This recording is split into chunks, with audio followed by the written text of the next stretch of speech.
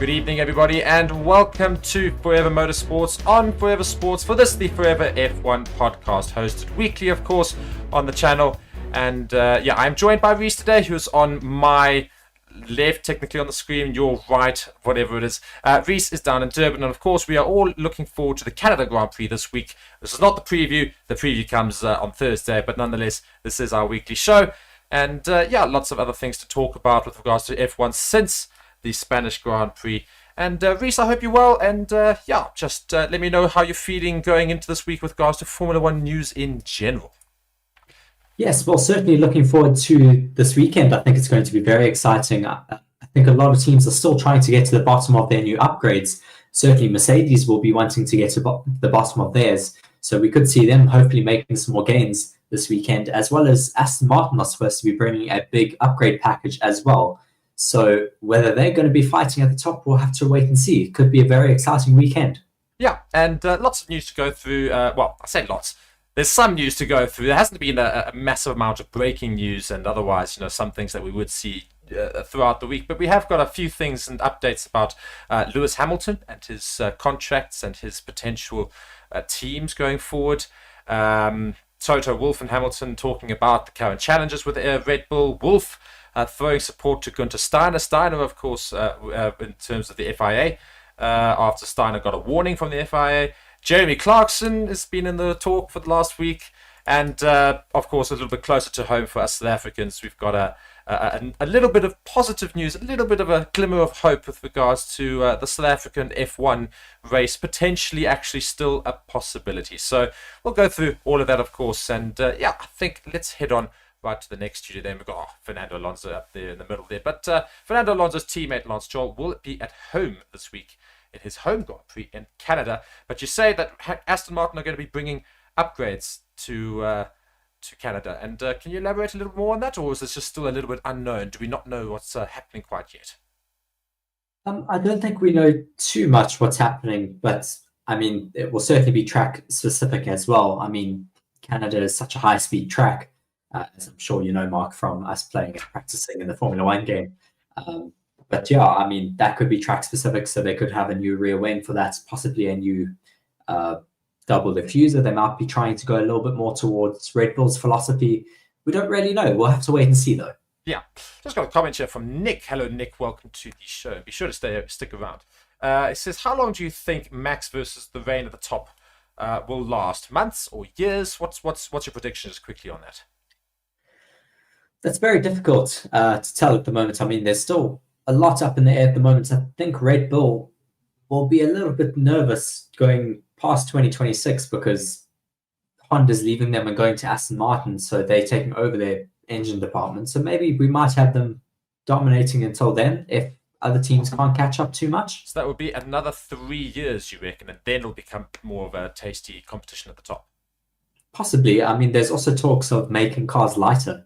So that could be finally going towards what we want to see, Mark, is smaller cars. Yeah, I want to see smaller cars. It certainly make most of these circuits better. And that's often the problem with regards to overtakes, of course. Is most of these tracks now just seem so small with these massive cars compared to what they used to be. And I think also the next likelihood is, of course, to do with Mercedes have finally gone back to the side pods. So maybe next season they will actually significantly improve their car and come back at Red Bull for next season. But whilst we're on the talk of Mercedes, of course, our big title of the show, and that's Lewis Hamilton possibly staying at Mercedes after all. And I've just got a little article here from The Express, and it says, F1 Live, Hamilton and Wolff prepare announcement with regards to his potential staying at at Mercedes. Just going through, it says, though Toto Wolff has since urged his team to be realistic with their expectations and claimed that everything fell right for his drivers, he explained, we need to be realistic with regards to the future of our drivers. I think I've opened up the wrong article there. But Lewis Hamilton saying that he's enjoying the current issues at the top, the competition at the top with Red Bull, but saying that he believes him and Mercedes will get through down, as they say. He says through up and downs. I think it's been a pretty incredible journey. But it says that we will come back and we will get this car working again, basically, in summary. And we'll go back to what he says exactly. But basically hinting at the fact that he will be staying at Mercedes to do that. So is that pretty much not really much news? Because I mean, we sort of did recognize, of course, everyone going and saying, oh, Ferrari's going to snap him up, but it just doesn't sound like it's likely, does it? I mean, I've got another article here from Sky Sports, just with another quote from Toto Wolff saying it is going to happen soon, and we are talking more days than weeks. So it could happen before the Canadian Grand Prix, Mark. Yeah. And that would be, of course, a great boost to Mercedes understanding their future, knowing that Hamilton and Russell will be in the car probably for the next 3 years at minimum. Yeah, Hamilton's getting on a little bit in years, but of course still got a way to go to reach Alonso's sort of time on the track. So I suppose, well, I say time on the track, of course, Hamilton's completed more races, but I just think in terms of age with regards to Hamilton versus Alonso. So there's no reasons why Hamilton can't keep going for another few years and keep it right at the top level. Of course, we don't know how good Hamilton's racing is at the moment, considering that Mercedes car, but the Spanish Grand Prix, of course, was a significant boost for the team, and we saw Hamilton finish second, which, of course, is much closer to where he'd like to be, finishing on the podium, his first podium in ages. So he'll, of course, be chuffed about that. Maybe he'll take that into Canada, and with a new contract, maybe we'll see the old Hamilton. Yes, I mean, I'd certainly like to see Hamilton fighting with Max Verstappen at the top. It would make it very interesting for us. I mean, Hamilton trying to win that championship back from Max Verstappen. I mean, he's certainly still a bit sore, I'm sure, about that. When was it? 2020, that World Championship? Yeah, I think so, yeah. I think it was 2020. Or it was 2021. 2021, no, it was 2021 because last season was the first season, of course, of the new cars, and it was the old cars last season where they had the incredible end to the season that we all know and love and can't forget. And so just going back to here, Lewis Hamilton, and it's just some news regarding him recently. It just says Lewis Hamilton says he is still incredibly hungry to succeed in Formula One, and as I admits he is enjoying being the hunter for the short term. That's what I elaborated earlier, but I'm just going to go further into this. It says Hamilton, who held talks with Toto Wolff regarding a new Mercedes contract following the Spanish Grand Prix, hasn't won a race for over 18 months after enduring his first winless season in 2022. And I quote Hamilton now. It says, through the ups and downs, I think it's been a pretty incredible journey. Back in 2006, I never thought I would be multiple world champion. I wasn't even sure if I'd get into F1. Every second of every decision I made on track in my mind was the deciding factor of if I would get the opportunity and whether the door would be open for me to get my hand up into the big league. That's all I was focused on every single day when I was running, every mile I was putting in, thinking about crossing the line and how I could convince then the McLaren CEO, Ron Dennis, to give me a chance. I thought if I win the championship, they have no choice but to give me an opportunity. It's pretty crazy. Getting here to F1, it's a similar sort of thing. I have to really show what I can do to prove myself every weekend. I've been doing it a long time, and I still feel very much related to that kid. I don't know how, but it still feels so incredibly I still feels so incredibly hungry to win and willing to sacrifice pretty much everything in order to get where I need to be, and that's not changed. So he supposedly says his attitude hasn't changed since he started, and if his attitude hasn't, then surely his driving hasn't, and we should see a Hamilton fighting near the top with Max Verstappen soon, provided Mercedes can get the upgrades done. Yes, well, I certainly think it's needed for the sport at the moment. I think people are getting a little bit bored with Max just dominating every race.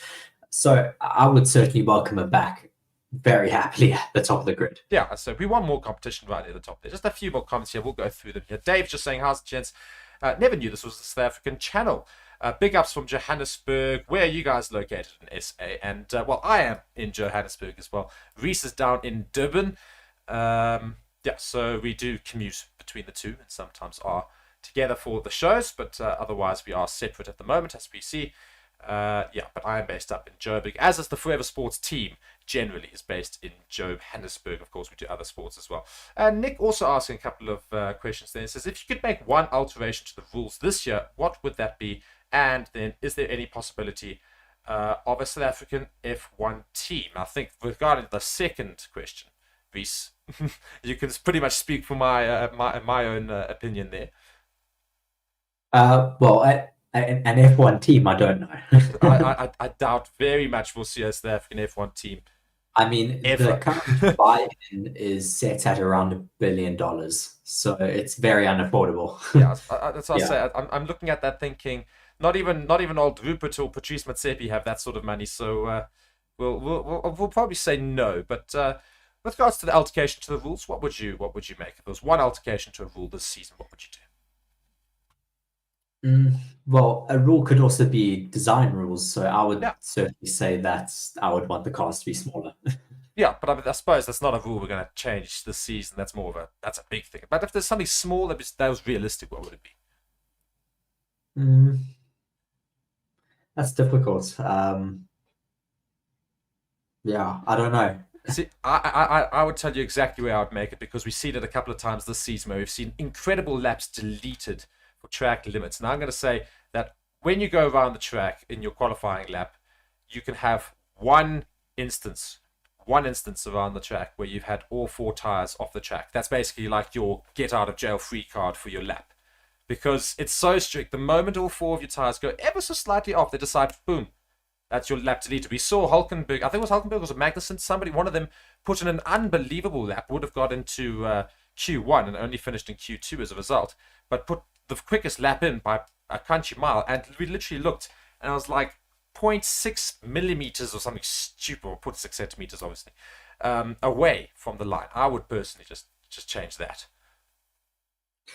Uh, yeah, I mean, I disagree. I think there has to be a rule as to where the start and end of the track is, because I mean, otherwise drivers are going to take that extra risk, and you're never going to be safe enough, unfortunately, because of that. You're going to take massive risks and end up going off the track. I mean, we saw that in Spain where they were going wide over that final curve there, and Fernando Alonso completely destroyed his floor. So, That's racing, isn't it? Oh, I'd like to see that. That's what people want to see. They want to see drivers taking the absolute risk. They know this is a sport, that's potentially exceptionally dangerous. I want to see risks taken, don't you?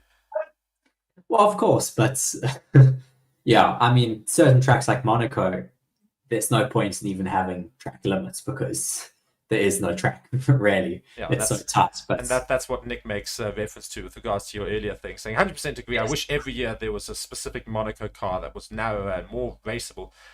And also, did your guest chew tarmac from birth? So you're very, very funny. He's going and saying you've got a hell of a jawline, Reese. So that's a bit of a compliment there. You've got a very defined jawline, and I think I attribute that to your chewing gum. Uh, yes, probably. yes. And yeah, we've got a couple of South Africans in the chat, and this is also something I want to talk about. And that's an article released today from News 24. That's a South African publication, of course, speaking about the potential of the F1 race not being all dead in the water. And it goes and says talks over South Africa hosting an F1 race has been paused, not terminated, says the Motorsport SA chair. And I just want to read a little bit of that article. And it says, though South Africa's hopes to appear on the 2024 Formula One calendar have been derailed, Motorsport South Africa chairperson Anton Roux is adamant that talks will continue when the time is right. Roux, a member of the Senate of the FIA, confirmed to News 24 that he is not giving up on ambitions to host an F1 race in the country in the future. And he says, all the discussions have been paused and not terminated. I'm not going to give up on it, but for now, we'd have to wait and see how the matter with Mr. Putin and Russia actually pans out. Unfortunately, that is also a big factor in South Africa not getting a Formula One Grand Prix at the moment. Of course, they Yes, did of come out and course. basically said, we will not have one so much as our relationship with Russia exists. And I think most people would agree that we don't really want that relationship to exist. So hopefully that does leave. And the article goes on and says, indeed, South Africa's ties with Russia and its President Vladimir Putin have put negotiations on ice. South African President Cyril Ramaphosa's deflection on calls to have his Russian counterpart Putin arrested when he sets foot in the country later this year has led to the FIA and Formula One management putting talks on hold as a result. The International Criminal Court issued an arrest warrant, of course, for Putin in March over war crimes related to Russia's invasion of Ukraine and the subsequent war. But as a member of the ICC, South Africa are theoretically required to arrest Putin under the court's warrant. And as a result, we seem to be inviting him here, and all of the chatter with regards to that is the reason why Formula One will not engage with us regarding talks for a Formula One race in the country. So at the moment that whole situation leaves, and hopefully in a good light for South Africa, maybe we can engage that conversation again. Yes, it's rather disappointing. Of course, I mean, I'm not going to get into the politics, but yeah, it's disappointing that we're not going to be able to host a Formula One race until we do kind of sort that out. But I mean, I agree with the Formula One group's reasoning for sure. I completely support them. Yeah, that's what I said. You can't really blame them.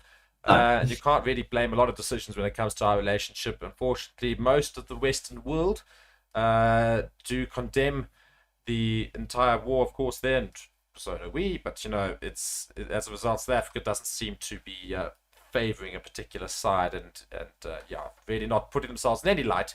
And as a result, Formula One is saying, nope, we're not talking to you until that situation sorts itself out. So hopefully it does. But yeah, let's get back onto the main F1 news, of course. And yeah, one of the things, of course, was Mercedes. They feel like they've been freed. That's what both drivers have said with regards to the confidence and from the suspension upgrade they, of course, put in for Monaco and then got to use properly in Spain. Basically, the emphasis being given more freedom. They feel like they can push the car a lot more, and they feel they've got more control. And based on the fact they came second and third, Reese, wouldn't you have to agree? Well, it definitely did work, and it helped them jump up the order. Certainly, compared to Red Bull, they still are quite a bit off. I mean, Red Bull have consistently had a 20-second or more gap at every single race this entire calendar year so far. So, I mean, everyone else hasn't really made too much of an inroads on Red Bull, but Mercedes has made certainly a big step forward compared to everyone else. Yeah. And if that's how much progress they managed to make with these first upgrades and the side pods being put on, imagine how much progress they can do in the coming races, because now they know what car they're going with. They know it's a much, much quicker car. It's much, much more controllable and better car, essentially. So they know what they can work on, and we know how good the Mercedes AMG team are with regards to Formula One's engineering department. But maybe we do see them improve dramatically, and suddenly, out of nowhere, we do have a team competing with Red Bull, which would, of course, be great. Do you see that thing? Well, I always expected them to make a comeback. I didn't think it was going to take them this long, to be honest. I always thought they would get to the bottom of that zero side pod concept. It looked like it had a lot of promise from the get-go, but didn't really make too much of a difference really out on track. And they kind of just fell behind, and now they are really on the back foot. But I mean, for the first race first normal race, traditional racetrack with those side pods, without all the data that the other teams have, they did quite well. Yeah. So hopefully they improve even more in Canada. And now going into that, still sticking on the topic of Mercedes. Mercedes, the main ones really in the news at the moment. And it's Mercedes and a bit of Haas, of course. And that's the fact that, I don't know if you guys knew, but Gunther Steiner was given a reprimand following comments made in relation to a penalty for his Haas driver, Nico Hülkenberg. And Wolf has come out in support of Gunther Steiner. And it goes and says in this article here from Racing News 365. Mercedes team principal Toto Wolff has thrown support behind the FIA behind the FIA, sorry, I meant the other way around. not supporting Gunther Steiner, but thrown support behind the FIA after his Haas counterpart Gunther Steiner was warned for comments made about the racing stewarding in F1. Steiner, who was unhappy with a penalty handed to Nico Hülkenberg at the Monaco Grand Prix and was subsequently handed a reprimand, having been found in breach of the FIA International Sporting Code. The Italian said, "We need a different system for stewards," Steiner told media, including the publication I'm reading from, in his press briefing on Thursday ahead of the Spanish Grand Prix weekend. And every professional sport has professionals being referees and stuff like this. F1 is one of the biggest sports in the world, and we still have laymen deciding on the fate of people which invest millions into their careers. And it's always a discussion because there's no consistency. So no holding back from Steiner there. You're not allowed to say that as a team principal. I mean, there's rules against all of this. Yeah, and but Steiner would later offer an apology for the terminology used in his scathing criticism, having been given his warning. And I have never had my doubts in the system, is what Wolff has said in response. Wolff experienced a cool relationship with race control and stewards during the 2021 season. But speaking to media, he insisted, I had never had my doubts in the system. I had my doubts in individuals. As a steward and a race director, you are under immense pressure to do the right things, and probably every decision is going to have someone that likes it and the other one that doesn't. So I think they're just trying their best, and we need to support the FIA where we can. And I probably can't disagree too much with that, I suppose.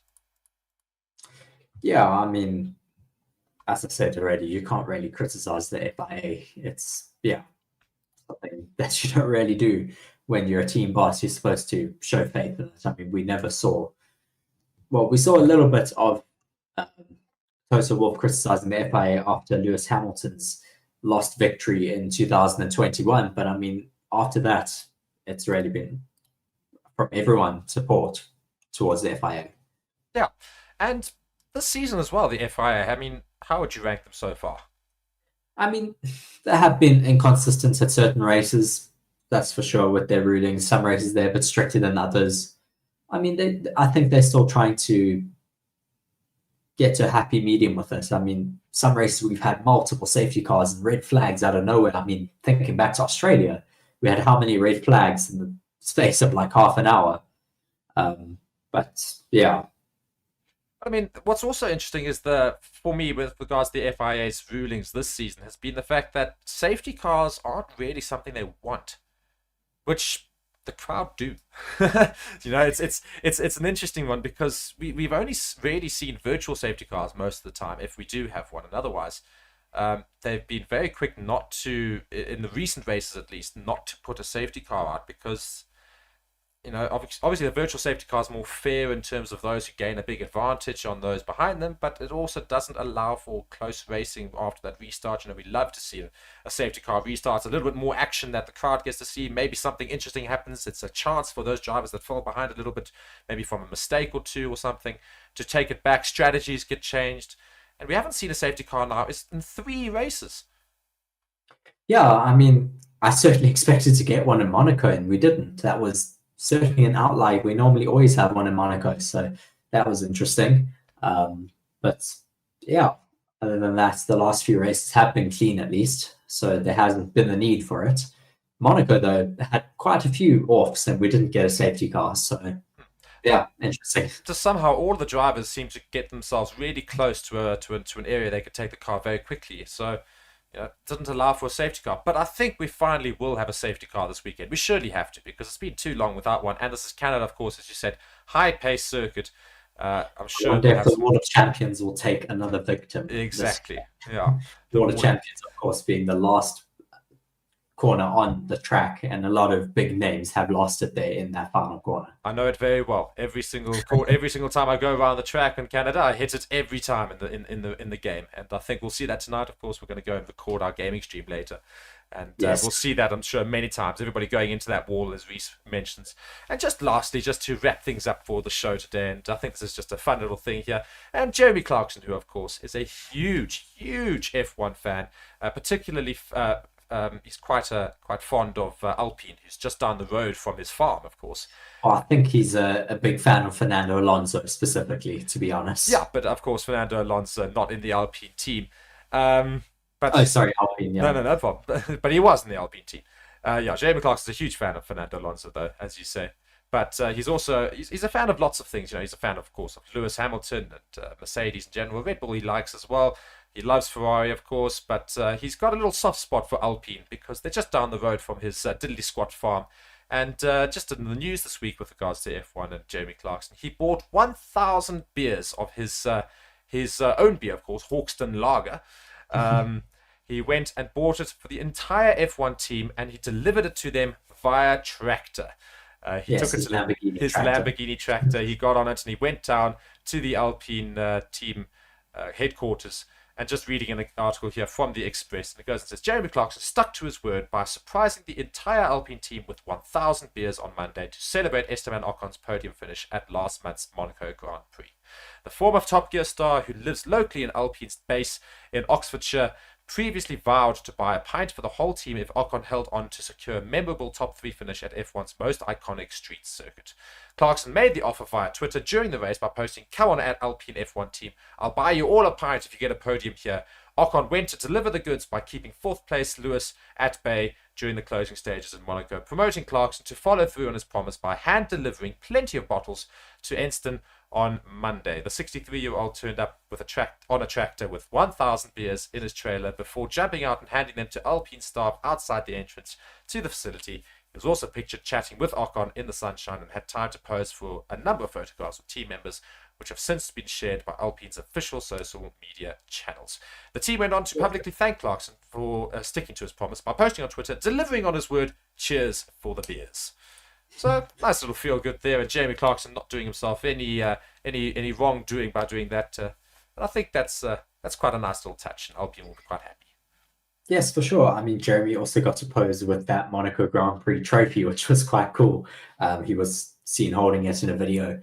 Very good, I'm sure, good branding for his Hawkstone Lager beer company at the moment. He also put a sticker on the car. I wonder if we'll see that in Canada or not. I love that. Yeah, I doubt that, but it would be quite cool if they do leave it on. Yeah, if you guys are interested, you should go and check the video. There's a little video where he sneaks up to the Formula One car just there, and he happens to just attach a Hawkstone Lager sticker right near the driver's seat, which is quite funny. Yeah. But yeah, I mean, that's sort of going to bring us a bit to a close here for this week's Forever F1 podcast. Of course, we've got the Canada Grand Prix this week, and we will have a preview show or / a preview video probably on Thursday. Can't decide if I want to make it live or not yet, but we'll have that on Thursday, of course, for the Canada Grand Prix. It's quite a friendly timed Grand Prix. I thought it would be horrible, but it's actually very friendly for those in Europe and Africa.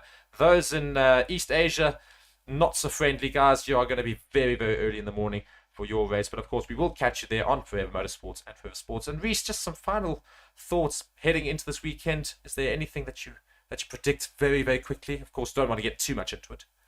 Yes, well, I just had one article that I did want to read. Oh, go for it. Just from Charles Leclerc speaking about Ferrari and how they need to perform this weekend. He's given them a little bit of a demand going into Canada, just saying that they need to get to the bottom of things. They need to focus on themselves and to understand their issues surrounding the tires, because they apparently had some issues during those tire testing in Spain. So he wants to just get to the bottom of that a little bit and then focus on the race weekend ahead. Hopefully they'll have a little bit more confidence after that 24-hour Le Mans win. So we don't know.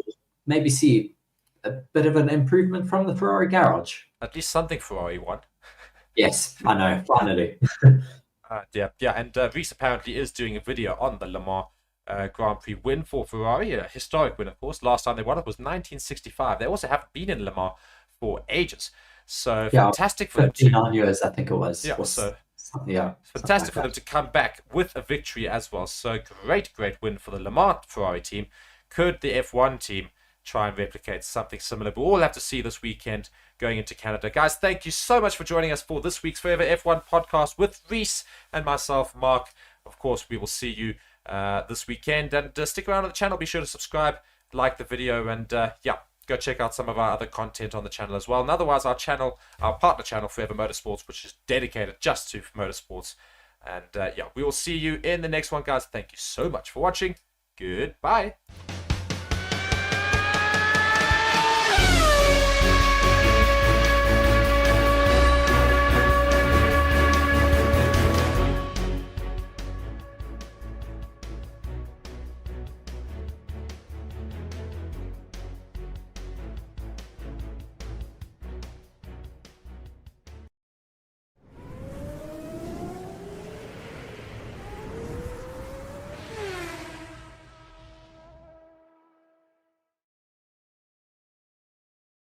Hello and welcome to Forever Motorsports on Forever Sports for today's Wild to Watch guide, how to watch the Canada Grand Prix, and a lot that is going to go down this weekend. And very excited to see exactly who's going to go where as sort of the F1 season kind of ramps up in the next sort of 6 weeks. There is one more left this month. Then in July, I think there are 4 races, or at least a minimum of 3. And then there's a bit of a winter break during August, and then it comes back for the final sort of aspect of the season. So the big question is, how can I watch all the action live from Canada for free? Well, you can if you are in Belgium or Austria, and you can everywhere else if you have a VPN. So we recommend using ExpressVPN, linked down in the description below.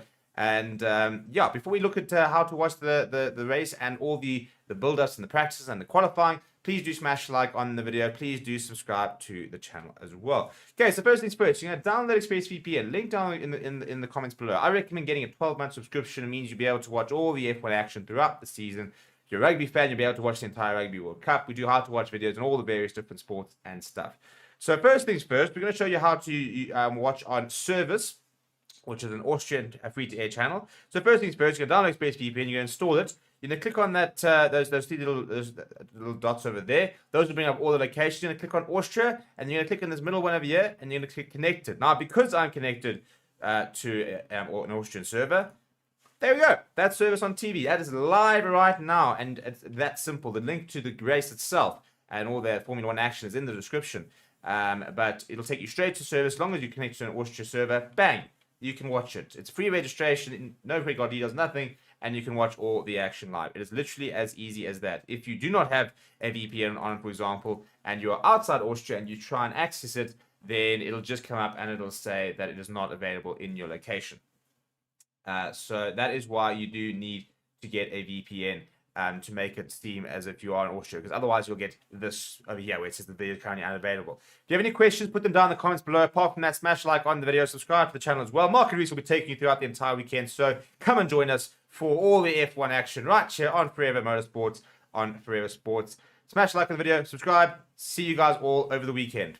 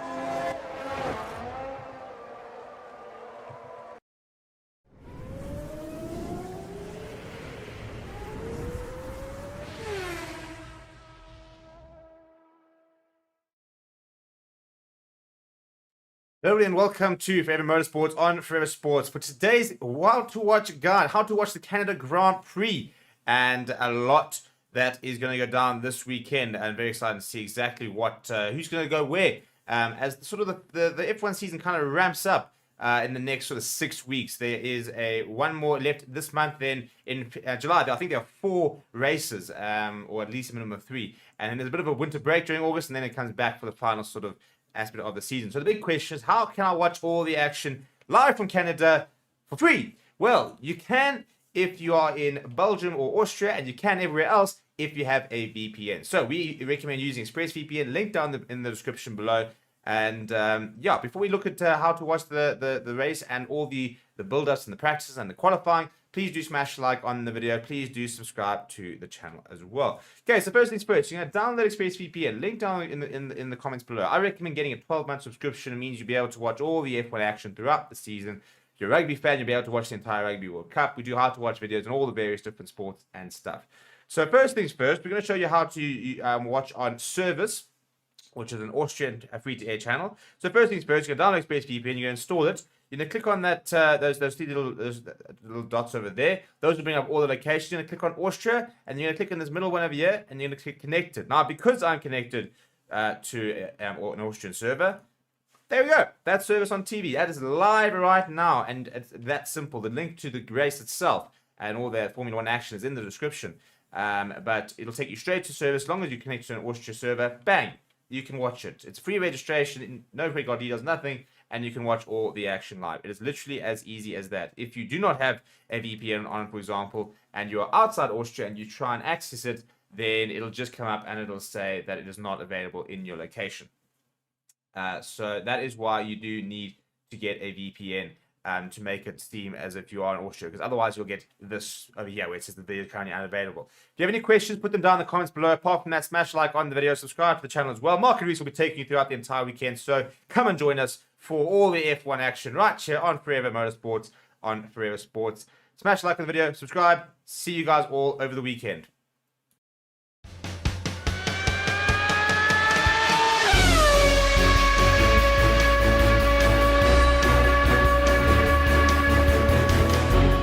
Hello everybody and welcome to Forever Motorsports on Forever Sports for the Canada Grand Prix preview for the weekend, of course. This is the 9th round, I believe, of Formula 1 racing this season. And yeah, home Grand Prix for Lance Stroll in Montreal. And I'm joined by Reese here, who's down in Durban. Reese, what are you looking forward to this weekend? Yes, very much looking forward to getting underway here at the Gilles Villeneuve circuit in Montreal, as you did say. It is going to be a very exciting race weekend, I think, ahead of us. This track has always provided some great races. There's also some mixed weather conditions coming ahead of us this weekend. So we'll have to wait and see what happens in terms of the weather. Will we get a wet race, a wet qualifying maybe as well? Yeah, I mean, it's bound to be an interesting race. And also Formula 1 drivers tend to really like the circuit, as I say. So they favor this as one of their favorite tracks in Canada each season. And, you know, lots of very interesting things can happen in this track. We haven't seen it for a little while, since 2011, but we do have that famous Wall of Champions that is just right at the end of the track, just on that start-finish straight as you come around the last bend. We've seen drivers hit that wall before. The last champion to do so is Sebastian Vettel, and I'm sure we're going to see one of the drivers on the grid hitting that wall again this weekend, and we'll finally have a safety car, perhaps, this weekend, because, you know, the last 3 races, Reese, we've not had a single safety car, which is unheard of in Formula 1. Yes, it's very bizarre not to have had a safety car in the last 3 races. I mean, I certainly was expecting to have one in Monaco, where, I mean, we did have a few cars going off track, but not off enough in, well, to call for a safety car. But I mean, yeah, maybe we will get one this race weekend. Will we get some more groundhogs running across the track? We've seen it in the past here. I mean, we might get some of that again, but I don't know. Maybe we'll get another clean race weekend where we don't get another safety car. It's very weird. Hope not, if I'm honest, because I think the safety cars are certainly what provides a lot of entertainment and changes up strategies. And I think at the end of the day, what's really benefited Red Bull for the last few races is the lack of safety cars. They haven't had to try and restart and get ahead of the pack again and risk not taking a bit of damage and stuff like that. So hopefully we will see a safety car come out and at least makes the midfield battle and even the top of the grid battle very interesting. Also, lots of upgrades coming this weekend for a particular green team who are treating this as their home Grand Prix, of course. That's Lance Stroll and Aston Martin. So we'll go through those upgrades in a bit. But just going back to the circuit in Montreal, just some facts about it. The first Grand Prix was hosted in 1978. The number of laps are 70. The circuit length, 4.361 kilometers. And the total race distance is 305.27 kilometers. And yes, we go and talk about that Wall of Champions, which has had Damon Hill, Jacques Villeneuve, and Michael Schumacher all colliding in the same wall. So Sebastian Vettel also in 2011 went into that wall. So could it claim Max Verstappen this weekend, or even Lewis Hamilton? Previous champions, of course. That's going to be the story that needs to be unfolded. So we're just going through here and looking now at just Aston Martin and Alonso actually calling this a dream reality of double podium in Montreal as they aim for an aggressive target. Now, Alonso goes and says that he basically is hoping that Aston Martin can somehow pull out a double podium. Do you think that's at all possible? I mean, I think we'll have to wait and see what happens with their upgrades. They are supposedly bringing a massive upgrade package this weekend to be able to take the fight to Mercedes. Mercedes made a big jump last race weekend in Spain, but will that new upgrade package from Aston Martin be able to help them compete? We'll have to wait and see. I mean, there's also some other teams bringing some big upgrades this weekend, so we might get a bit of a shake-up. Whether Aston Martin will be able to take that 1-2, I don't really know. Maybe Fernando Alonso might be able to finish a bit higher, but I'm still very skeptical about Lance Stroll being able to finish on the podium. Yeah, and we have seen so far this season that home Grand Prix have not favoured the drivers at home. I mean, we go and look at Monaco, Charles Leclerc, not a great race at all for the Monegasque in Monaco. We go and look at Logan Sargent in Miami, finished stone dead last. Actually, I'm not even sure he finished the race. I think he DNF'd, didn't he? I can't remember. I'll check either way, he was later. definitely last and 20th.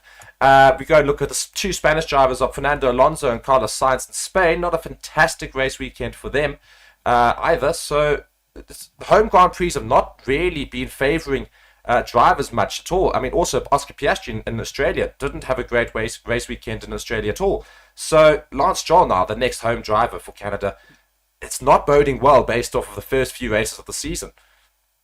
Yeah, just checking there. Logan Sargent did finish that Miami Grand Prix, but he was a lap down on the race leader, of course, of Max Verstappen.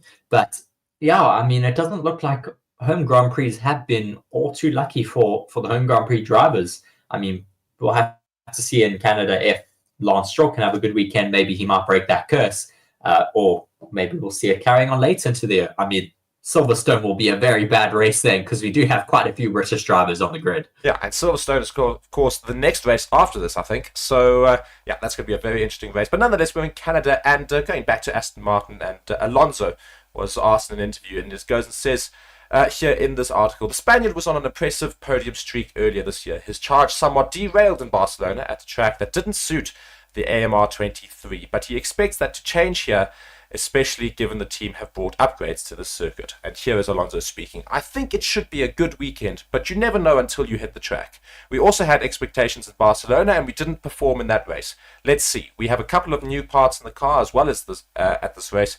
Depending on the weather, we will try to test them and validate them, and hopefully can be a little more competitive than Barcelona. Just carrying on here, it says here, or let's say here you, need to have obvious confidence in the car. It's a semi-street circuit, you get very close to the walls, you need to ride the curbs as well, it's a bumpy circuit. Weather normally plays a big factor here, as it will do again this weekend. Experience always helps. This is the 17th or 18th Canadian Grand Prix for me, so that always helps. I mean, that's insane. 17th or 18th Canadian Grand Prix. I mean, he's been in the sport way too long, Fernando Alonso. I don't think so. I mean, he can stay forever until he's tired, I guess. I mean, I certainly really enjoy having him on the grid. He shakes it up quite a lot. He takes the fight to some of the top drivers who've been untouchable. I mean, him and Sergio Perez had a good fight in Saudi Arabia. Him and Max Verstappen have been close in some races as well.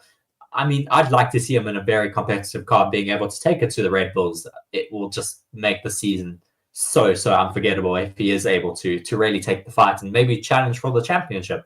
Yeah, and just going to Alonso's comments there as well, it seems to basically suggest that they back the car even in wetter weather, or at least weather that's not dry. Of course, they're going to say weather dependent, and we still think the car will certainly help. So clearly the upgrades are going to be, you'd imagine, relatively drastic.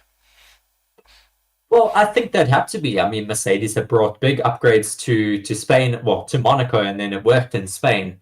But the Aston Martins fall back a little bit. They need to pick it up again if they want to be able to take the fight to Mercedes in the Constructors' Championship, which they were very close up to a point, and then they got overtaken in Spain.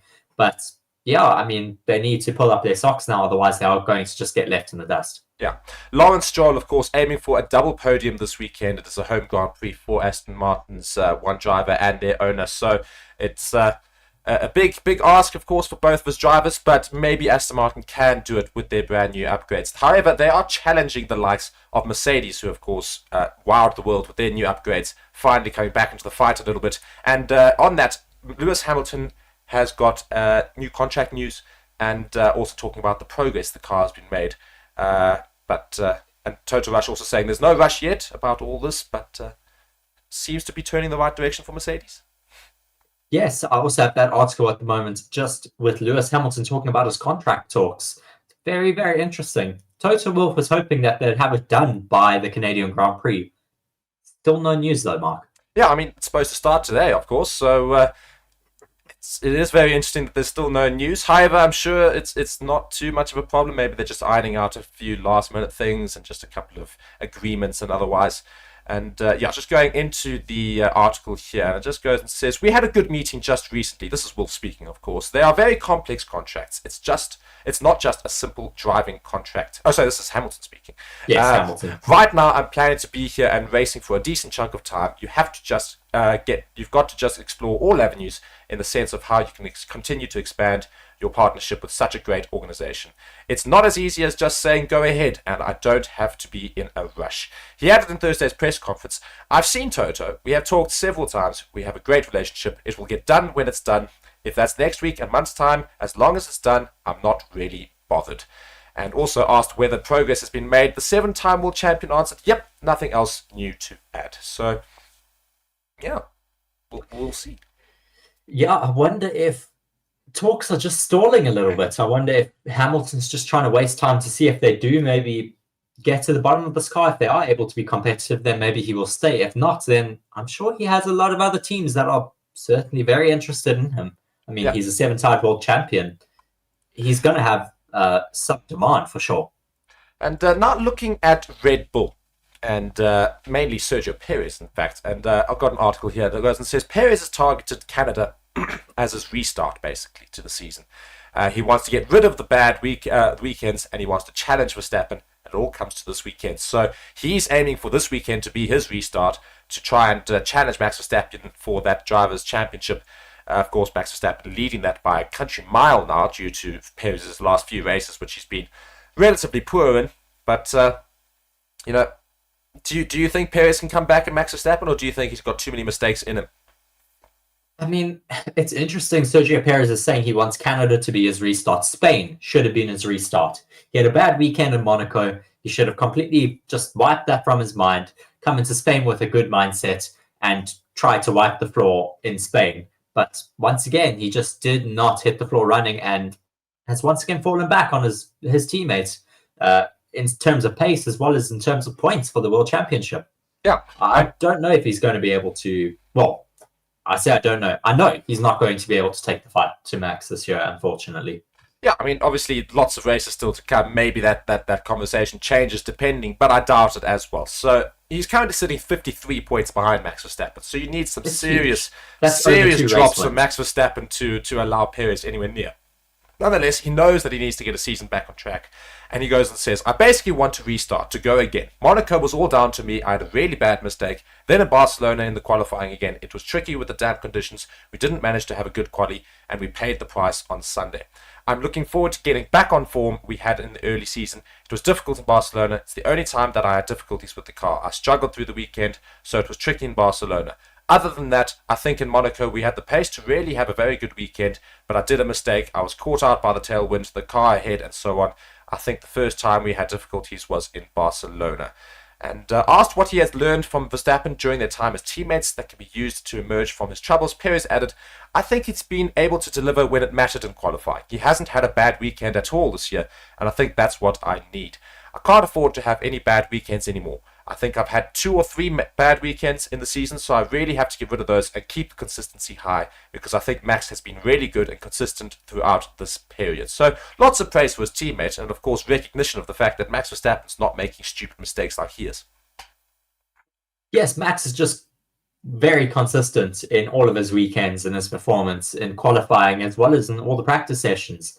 I mean, we even saw in Spain when everyone was going out on runs in the wet, Max Verstappen was just a bit more cautious. He's thinking of the World Championship and thinking of what happens if he does lose it. I mean, he didn't want to go out onto the track when it was wet because he decided, why take that chance? And I mean, that's thinking like a world champion. You have to calculate all the risks and know when to take them and when not to. I mean, and Sergio Perez just doesn't seem to have that mindset yet. No. And I'll tell you who also struggled with that mindset last season, and we're seeing Perez with a similar sort of thing. That is the likes of Charles Leclerc. Of course, last season had a few blips which really took him out of the Drivers' Championship well before Ferrari started having their big tactical issues, etc., etc. But Charles Leclerc now also speaking, and unfortunately, it's not great news for all the you Ferrari fans, as he admits he is not expecting any miracles at this weekend's Canadian Grand Prix off the back of his pointless outing in Barcelona. Meanwhile, his Ferrari teammate Carlos Sainz is expecting the layout of the circuit in Montreal to suit the SF23, but that there may be increased competition for P2 in the Constructors' Championship. And going and speaking here, Leclerc admits he's not expecting a huge step forward. It was a very difficult weekend for me especially, said Leclerc. On the track, we don't have anything new, so I don't think we will have any miracles, but we need to just try to maximize our package. We need to understand more this package, the way we should set up the car in order to maximize it. In Spain, we were quite easily off the window, and then we were losing quite a bit of performance. So we've learned a lot, but I don't think it will be a huge step forward. So, as a Ferrari fan, you must be reading that going, yeah. I mean, certainly not great news from that Ferrari team. I mean, we want to see them getting to the bottom of their new upgrade package. We want them to be competing for that top step. I mean, I keep saying it. I keep reiterating it all the time. We want to see more competition at the top of the field. I mean, Ferrari just needs to start learning now. I mean, their World Endurance Championship team won on their debut back at Le Mans. I mean, that's not an easy feat to do. Certainly, they can take some of that information from that team, or some of those personnel who certainly seem to be doing very well, take them across to your Formula One departments and get them to help out, because you certainly need the help at the moment. Yeah. And it's quite interesting, isn't it, that the way Ferrari have been talking, and Leclerc and the whole setup in Formula One for Ferrari have been talking this season. They're basically like us. They're just watching, basically, from the midfield of the race. They can see exactly what's happening. I mean, Leclerc goes and answers here to a question as to what's expecting Sunday afternoon. He says, I feel like Aston Martin will be doing a step forward this weekend. Red Bull, they will always be in front, as always. Mercedes, I think, are the team. We don't really know where to put them coming this weekend, but at the end, it doesn't matter. We just need to focus on ourselves. And it's hilarious because he goes and adds the focus on ourselves at the end of that, but basically it goes and shows what Ferrari's problems are this year. They just seem to be watching everybody else because their car's just not good enough. They're going commenting on everybody else. The Aston Martin, Mercedes, Red Bull. No, they're all going to be at the top. Not us, though. Not us. Yes, I mean, it's certainly tricky. Those Red Bulls have been so fast this entire year. I mean, Max Verstappen can equal Ayrton Senna's win tally this weekend, which is a huge, huge milestone to reach in your career. As well as, I mean, Red Bull are going to take their 100th, I think it's their 100th podium or 100th race win. Yeah, 100th win they could take this weekend. I mean, they really need to fight quite hard if they want to take that away from the Bulls. And adding to Ferrari's more or less insult so far in Formula One recently, I mean, Sainz was being interviewed and was going and speaking about the battle for second in the championship, of course, behind Red Bull, and it's between Scuderia, Mercedes, and Aston Martin for much of the season. The Spaniard believes Alpine has joined the party, and I don't think he's necessarily saying Alpine are going to challenge for second. I think what he's really reiterating is the fact that Mercedes and Aston Martin are fighting for second, and Ferrari are going to need to fight Alpine for fourth. I mean, Yes, I mean, Alpine have stepped it up a bit. They're bringing some big upgrade packages this weekend. If Ferrari aren't careful, they're going to get leapfrogged, and then they're really going to be in the trouble there. I mean, yeah. It's not looking good for them. No, we've got Carlos Sainz speaking. He goes and says, I think Alpine are about to join us. I think they are very, very close to joining that battle. I still think we have a bit of an upper hand between Aston Martin and Mercedes. I think it's very, very close. Normally, Aston has the upper hand. Let's see. Since Barcelona, I think it's going to be Mercedes. So, lots of different things we can look at in terms of just behind Red Bull. Everyone's still expecting, however, Red Bull to be right at the top. And so are we, of course. And Mika Häkkinen, however, has made a wild prediction for the team that could topple Red Bull and talk about this. This is bizarre. So I just found this article. I thought I'd just read it. It says Mika Häkkinen has made a bold prediction for McLaren's season, claiming that his former team could challenge Red Bull as the season progresses. The working based team have a major upgrade package to look forward to, but McLaren still have plenty of work to do, find themselves in the top half of the grid, let alone fighting with Red Bull. Despite the impressive performances of both Lando Norris and Oscar Piastri this season, I don't know which impressive performances they speak of, but McLaren currently hold just 17 points to their name, leaving them tied with Alfa Romeo for 6th in the constructors' standings. Häkkinen, however, says this. I don't think anyone is able to catch up this year. The only surprise I think we'll see is McLaren's possible progress during the next 2 months. And Häkkinen was very confident that his prediction that McLaren will take a major step forward before the end of the 2023 season. I think they will surprise us massively. Just in terms of speed of the car, they will probably challenge Red Bull. I mean, really? I don't think so. I think that's a bit of a wild overestimate of McLaren's pace. They certainly seem to have good qualifying pace. I mean, we saw in Spain how Lando Norris was able to qualify quite well, but they just have absolutely no race pace. Yeah, I mean, it's a really, really bold and somewhat dim-witted. Sorry, I just can't get over the fact that he goes and says, out of all the teams in the grid, McLaren, who have probably been one of the biggest disappointments of the season. No. Oh yes, they're the ones that are going to challenge Red Bull for pace. I think we likely are going to see Ferrari pick up the pieces first. Ferrari or Mercedes will pick up the pieces before McLaren will, for sure. They've got way more resources than McLaren, and I mean, they've already started picking up the pieces a little bit. Mercedes have certainly made big improvements. Ferrari just need to also. Yeah, I agree.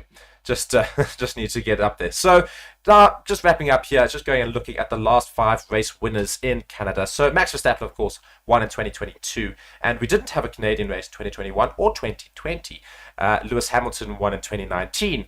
Before Max Verstappen, of course, in 2022. Sebastian Vettel in 2018 with Ferrari, and Lewis Hamilton in 2017 with Mercedes. So we see Red Bull, Mercedes, Ferrari, Mercedes, the last 4 race wins. Could we see Red Bull again there, or could we somehow, out of nowhere, screwing with everyone's prediction, see somebody else's name there?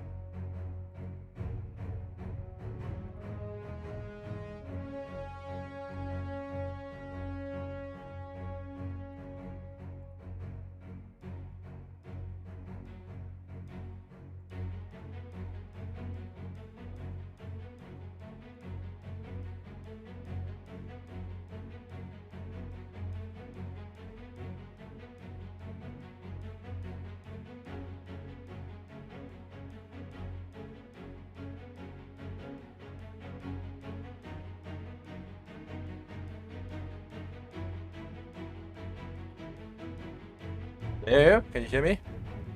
I can't hear you. Wait, speak now? Yes, I can speak you. I can hear you, sorry. Just quickly. Why do I hear you twice now? So, I'm going to mute you quickly.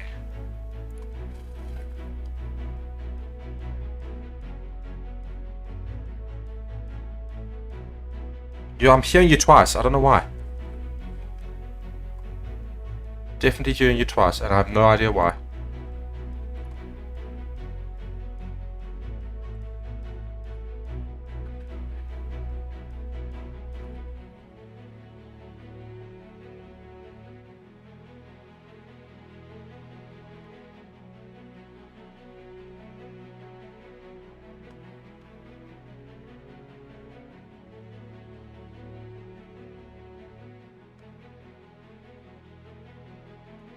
I don't know why you're coming through twice. I can't fix that.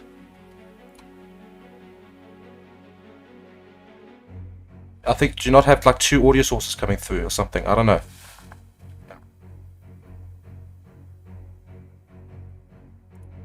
Yes, much better. Much better. You're very, very soft. Change it back to the correct one, please. Yeah, that's perfect. Thank you. I don't have your comms for some reason. Yeah, I don't have your comms coming through. James has set this up really badly. Your voice is not coming through on Discord. Hold on. On thing.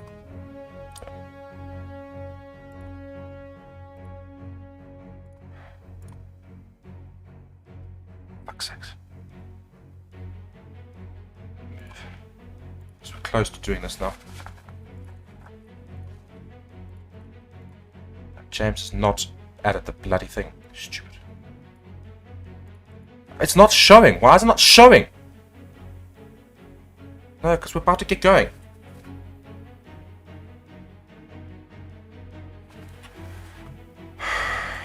No, it's not fine. Why am I not hearing you at all? Why are you not coming through? Why is it not showing? The audio mixer. Oh, I know why it's not showing. I'm being stupid. This transition. There you go. Now you're through. Yeah, it's just because I'm in going to say, is it a you issue or? But the bloody thing will not.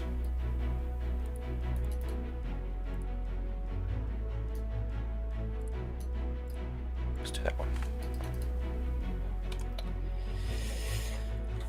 Come on. Can you hear my heater? Then it's staying on. Bloody hot. Ugh.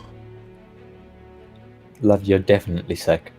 No. I'm You here with shouldn't be blankets doing and extra layers and now I'm sweating. Cool, just hold on, I'm speaking to James. Hello. Cool. How's it? Are you ready to go? I'm ready to go. I'm streaming already, so it should be working straight away as soon as you cut to bit. So just let me know. I think it might even switch across to you. Okay. I think you're actually live. Am I ready? Are you? Okay. Well, let's. I'm gonna stop streaming, okay? Cool. Just wait.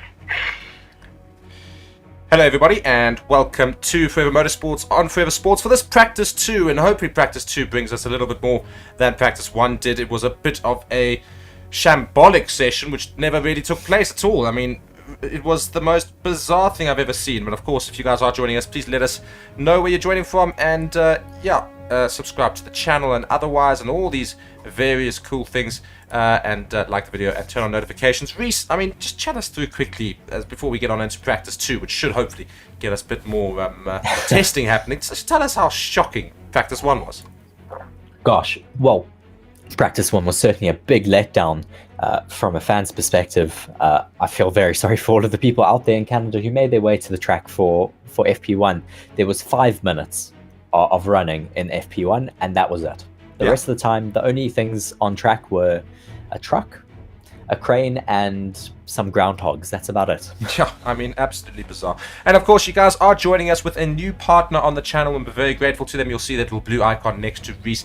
And just to go over their little editorial here, we are pleased to share some exciting news that Forever Sports has a new channel partner this weekend's Formula 1 coverage is going to be brought to you by Bitdefender, a global leader in cybersecurity. Bitdefender is committed to defending people all around the globe against cyber attacks to transform and improve their digital experience. With Bitdefender, Bitdefender Total Security, you can protect up to 5 devices, whether it be Windows, Mac OS, Android, and iOS. Bitdefender has you covered with unbelievable threat detection against malware, spyware, and adware, and it does this without slowing down your devices. If you would like to learn more about Bitdefender's Total Security, then please click on the link in the description and in the chat. A big thank you to Bitdefender, of course, for supporting the channel and sponsoring this weekend's Canadian Grand Prix. So do be sure to go and check that link out. And yeah, we're about to get going with practice 2. It just starts in 4 minutes and 15-ish seconds. Yeah, hopefully a much better practice than practice 1. I think if we get about 2 minutes of running out there on track, it will be better than FP1. I mean, gosh, people weren't even able to finish their out laps. Yeah, that just sums it up. We just had a good chat with people in the comments for the majority of practice 1. So basically, yeah, it was good to chat to those of you who did join us. If we do have some more people with us now, then it will be quite a lot of fun to chat with all of you. I'm sure there will be a lot more running than we did get in FP1. Yeah, and of course, because of FP1's massive problems with the CCTV cameras and they're not syncing to the track or whatnot, this is an extended session. Practice 2 will not be 60 minutes, it will be 90 minutes, and hence they're starting earlier, and that might be catching some of you out, starting at 10:30 instead of 11, well, my time at least. Track time, however, it's starting at 4 in the afternoon instead of 5 o'clock, so we will be having a longer session, a 90-minute session, so we'll have 1.5 hours of practice. Yes, just going over some stats for the circuit. The top speed is 342.7 kilometers an hour. Hopefully we'll be getting some speeds a little bit faster than that this race weekend. We, of course, didn't get any representation from FP1. This track, though, does have 14 turns. It also has an elevation of only 5 meters, not a very big elevation here at this track. The track distance, though, is 4.3 kilometers, 2.7 miles, and full throttle is spent at around 61% of the track. The track lap record here is 1 minute 10 seconds, 0.2 by Sebastian Vettel, set in 2019. Yeah, a very good time there from Sebastian Vettel, and that was, of course, in a Ferrari, not a Red Bull. It's still very, very cloudy like it was earlier, about 24 degrees Celsius, and yeah, it's predicted there could be a bit of rain today in this session. The humidity is already at about 55%, so it's not too low at all. And they do predict that a little bit of rain might enter the session a little bit later as well. Yes, well, it does look quite hazy out there, so we very well may get some lighter rain in the session. It would possibly give drivers a chance to practice for Sunday, because there is quite a lot of rain predicted for Sunday. Yeah, I mean, Sunday could be very, very rainy, as you say, and that could be a huge entertainment feature, perhaps. You know, maybe some people end up going off the track in some unwanted areas, safety cars and whatnot. Yes. Well, speaking of going off the track, Mark, here in Turn 1, we're just getting some views of Turn 1 there. They have now added a barrier where it used to be a runoff zone where people would pretty much just cut that corner from Turn 2. So, yeah, that may very well make it a bit more interesting for the race on Sunday. Yeah, so what do you think that would result in? Well, I mean, people used to cut the corner there if they made a mistake. They can't do that anymore. If they go off there, they're going to have to turn the car around and make their way back on track. They're going to lose quite a lot of time. Yeah, so that's it's a huge change there, as Reese alludes to. Sorry, I'm just trying to fix the timing board, which is ever so slightly cutting off. I just want to get a little bit more of it in there. There we go, perfect. Just looking at the weather, though, coming towards the track, it does look like it is raining a bit over the town there in Canada, over Montreal. But still, so far here at the track, it is looking nice and clear. The sun is shining out there, but it is looking very, very hazy over Montreal. Yeah. The stands are looking a little bit more packed, though, than, well, not as packed as FP1, to be honest. I think a lot of people were a bit let down by FP1 and may have gone home. Yeah, I mean, it's quite interesting, the weather. It's very, very cloudy around the city, and when you look at the external shots, but when you look inside the pit lane and the stands quite close to the start line, it looks very, very dry. So hopefully a dry practice for most of it, and then potential rain at the end, as we do see some cars making their way out of the pits to get going with practice 2. And yeah, it's going to be a big practice for some for some constructors, of course, who need to test out new upgrades. Yes, we currently have quite a few cars out there. We have George Russell just busy skipping the queue a little bit there. We also have the Red Bulls looking like they are getting ready to get out on track. So Max Verstappen, of George course. Russell has skipped the queue there, though. Yes, Mark. I've noticed that. It is quite funny. I don't know if he's going to do a practice start. I know there's the practice start section usually by And the Hamilton start. has followed suit as well, but yeah, it does look like they're letting everyone else get going first. Both Aston Martins have gone out there. It looks like Valtteri Bottas as well has gone out. Yeah, so lots of cars, of course, entering the track. So we'll follow all those cars as they go around. Just some people joining us in the chat, and we're very happy to have you here, of course. Practice session 2 is indeed underway. 1.5 hours session. This will be 1.5 hours. Yes, I watched quite a few in-depth videos about the different upgrades around the paddock, just in between FP1 and FP2. Just looking at that Aston Martin, it is a completely different car from the rest of the season. I mean, they've brought a massive upgrade package. I'll certainly do a bit of a deep dive into that after this race, for sure, for one of my edited videos. It should be very, very interesting to see if it does allow them to fight a bit further up the grid. I mean, they were a little bit off the pace in Spain, but I don't know, they should be quite fast here this weekend. Yeah, we're following Lance Stroll, who's going around the track in that green machine, the Aston Martin, with all those upgrades, as you allude to. He's got a home Grand Prix here. How important is it for him to perform well this race weekend? Yes, well, he'll certainly be wanting to perform very well for his fans here in Montreal. He does come from Canada. His dad's also from Canada. They own the team, so they'll certainly be wanting to have a good weekend. Certainly better than... I mean, he didn't have a bad performance in Spain, but certainly it would be great if they could get up on the podium.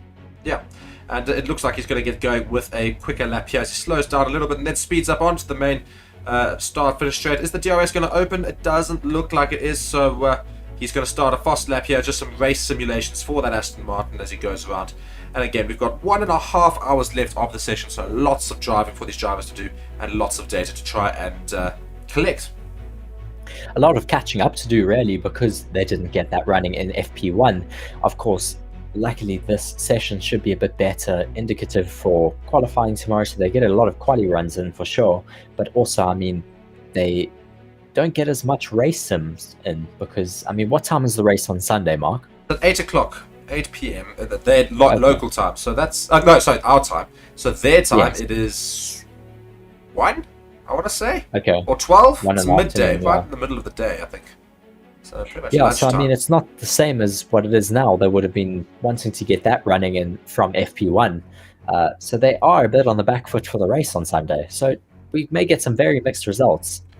Yeah, and Stroll just going around now. Stroll, Bottas yeah. has set a few laps here, and Stroll going around as well in that Aston Martin. So we'll see what sort of times they start to put in around the track. So we don't really know what the indicative times are because we didn't have free practice 1, of course.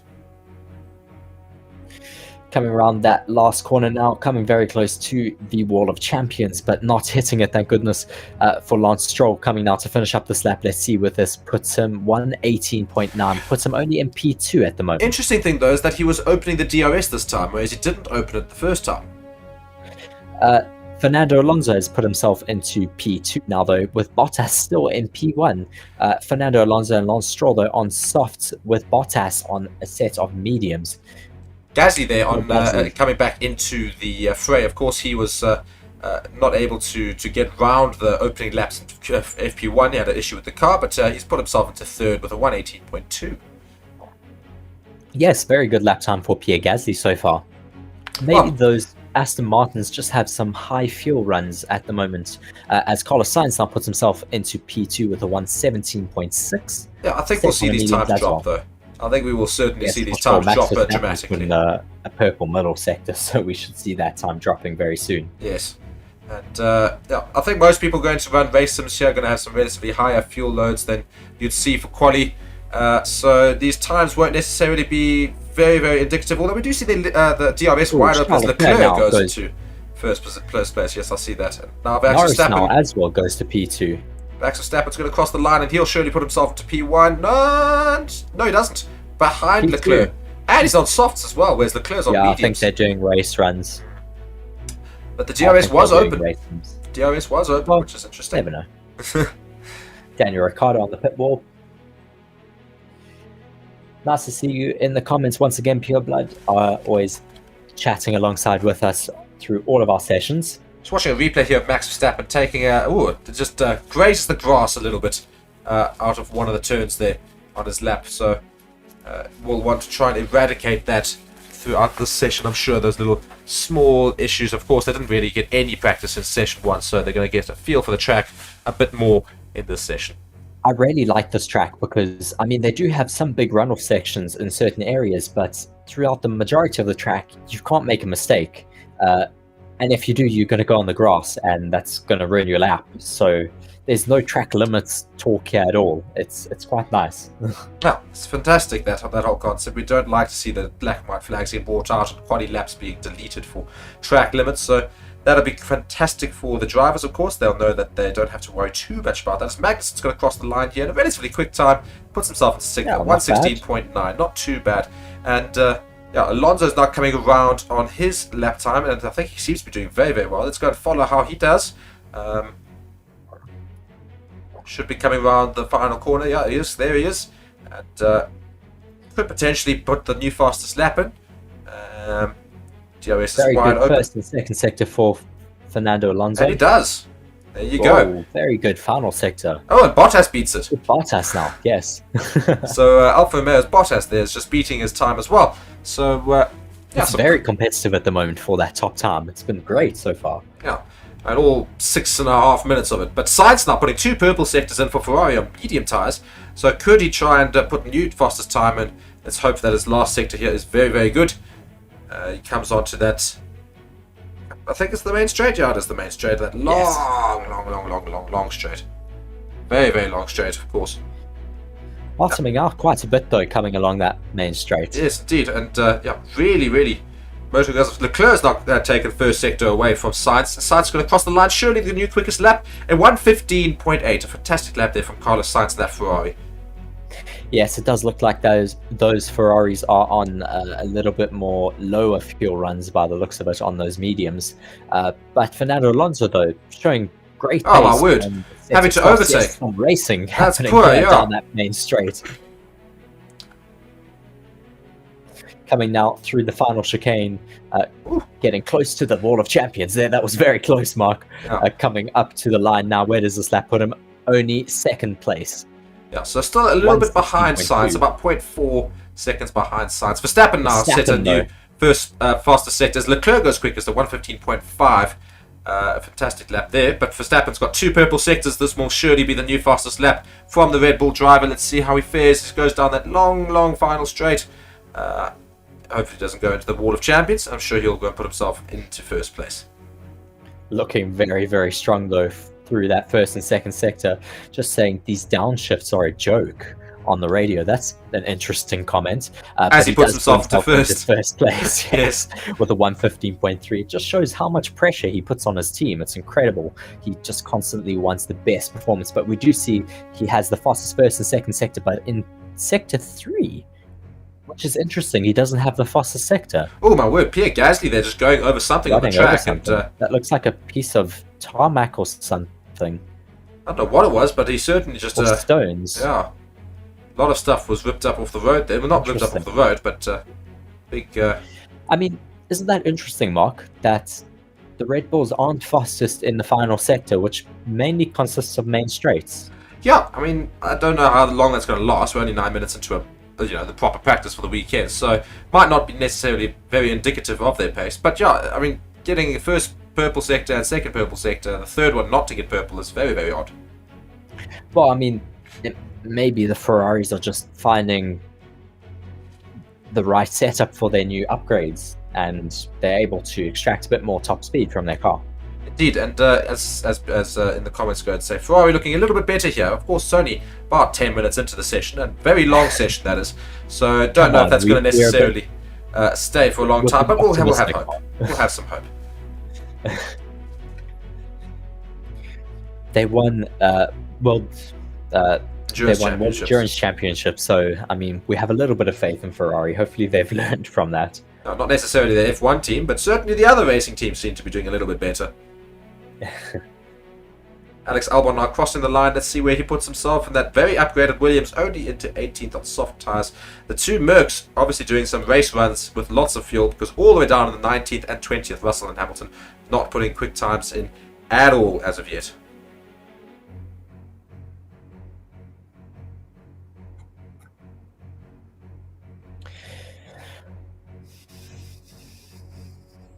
Just hearing now that Alpine changed the gearbox from FP1 to FP2. That was a massive feat to do between FP1 and FP2, but just shows they must have had a really big issue with that Alpine car of Pierre Gasly's. That's very, very odd. I wouldn't have thought it was going to be that sort of an issue. I mean, just watching a replay here of Esteban Ocon in that Alpine, and let's see what happens in this replay here. Oh, he's got a little bit of traffic, I think he had to put up with. Yeah, indeed, he's just complaining. Ferrari. And certainly letting the Ferrari driver know. I think it was Sainz, because I think Leclerc's in the pits, so certainly letting Sainz know what he thought of his blocking his fast lap there. Yes, he was certainly not very impressed. Just looking on at off now. Another tongue twister of a name, Mark. Yes, indeed. I mean, some of these team principal names are just ridiculous. I still think my favorite is Mike Crack. Yeah, 100%. I'd always back that. Sergio Perez now coming down that main straight to finish his next hot lap. He's put in a personal best in the first and second sector. Let's see where this puts him compared to his teammate Max Verstappen, who currently has the fastest lap time out there. Coming into the final couple of corners here, nails it very, very nicely and comes out of it very smooth as well. So great little final sector there for Perez. Let's see where it puts him. Will he go ahead? He does go ahead of Max Verstappen, and he got a purple third sector. I thought he handled that last sector quite well. So Perez now puts himself into the top position at 115.23. Yes, this track is also just evolving so much in between FP1 and FP2. I mean, we didn't get any running in FP1. So the track is still super, super green. There's no rubber that has been put down on track. We don't have any support races here this weekend. So, I mean, yeah, it's certainly going to evolve a lot more. Yeah, Gasly's now set a faster sector in the second sector, so that's very good for the Alpine driver. Of course, as Reese alluded to, is rocking a new gearbox since FP1.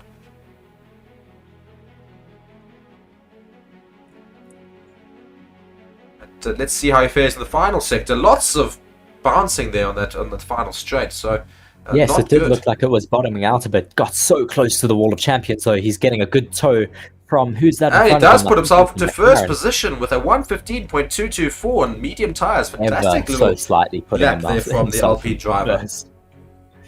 Just 0.006 seconds ahead of Sergio Perez. I mean, that is so minuscule. Now, just watching a replay here of Max Max Verstappen. No, is it? Yes, it is. Yes, it is Max Oh, Verstappen. just going over the bit curb there a on little the bit curb too there. much there. Interesting. Max just saying he feels that the tyres are getting a little bit too hot on his push laps, so possibly just needs to make a little bit of a tweak to the setup. Just watching Ooh! Valtteri Bottas Valtteri really... Bottas going deep there into turn 4. And yeah, almost losing it into the wall. He just was a very expensive lawnmower for 2 seconds and then had to recorrect before going into the wall there. So great little save there for Valtteri Bottas, but could have almost ended disaster. Could have almost ended a disaster, I mean. Yeah, it was very close for Valtteri Bottas there. Luckily, he was able to hold on to it. He is Finnish though, and a lot of Finnish drivers are able to just drift a car a little bit. He certainly was able to hold on to it there. Two McLarens currently sitting very comfortably in 7th and 8th. As I say that, Norris moves into 5th position at 115.5. So not too bad for the McLaren so far. So hopefully they can keep this performance up and maybe improve slightly as we get towards tomorrow. Pureblood in the comments, who often knows quite a lot about the teams, just saying Red Bull brought a higher downforce wing than other teams here this weekend. I did look at it a little bit earlier, and it did look not as much set up for high speed as the other teams here. Yeah, so maybe that's the reason why they weren't as quick in that final sector. But I still say that I think doesn't Perez still have the purple sector in the final sector? As Max Verstappen's not going well. He's just set 2 new purple sectors in sector 1 and 2. So let's see what lap he can put in here. Just watching on board with Carlos Sainz, it looks so rough in that cockpit. He's just bouncing around and bottoming out quite a lot. Certainly doesn't look very comfortable. And he's up on Pierre Gasly's time so far, Sainz, so this could be a new fastest lap from the Ferrari driver. Yes, coming down that main straight now, just bottoming out so much though, Mark. I mean, really, that's going to cause a lot of damage to the floor. Yeah, I mean, they really need to be concerned about this. I mean, they brought some rules. He's just jumped the car. Very has just gone quickest, by the way, at 114.7. Sainz now going to cross the line just behind him at 114.9. Reece, did you notice the fact that the Ferrari literally jumped there on that final corner? You gave me a bit of a fright there, but he did. He got very, very close to hitting the wall of champions. I just can't believe the fact that the Ferrari went airborne. Literally, he went dunk. Oh my gosh. Actually, Charles Leclerc is now on an outlap, so we should see some fast times coming from Charles Leclerc very soon. Also, I assume on a set of softs. Just watching a replay, I think that must be on Carlos Sainz. Oh my word! Oh, Does my word, definitely take some air close. and gets very close to that wall before coming back on.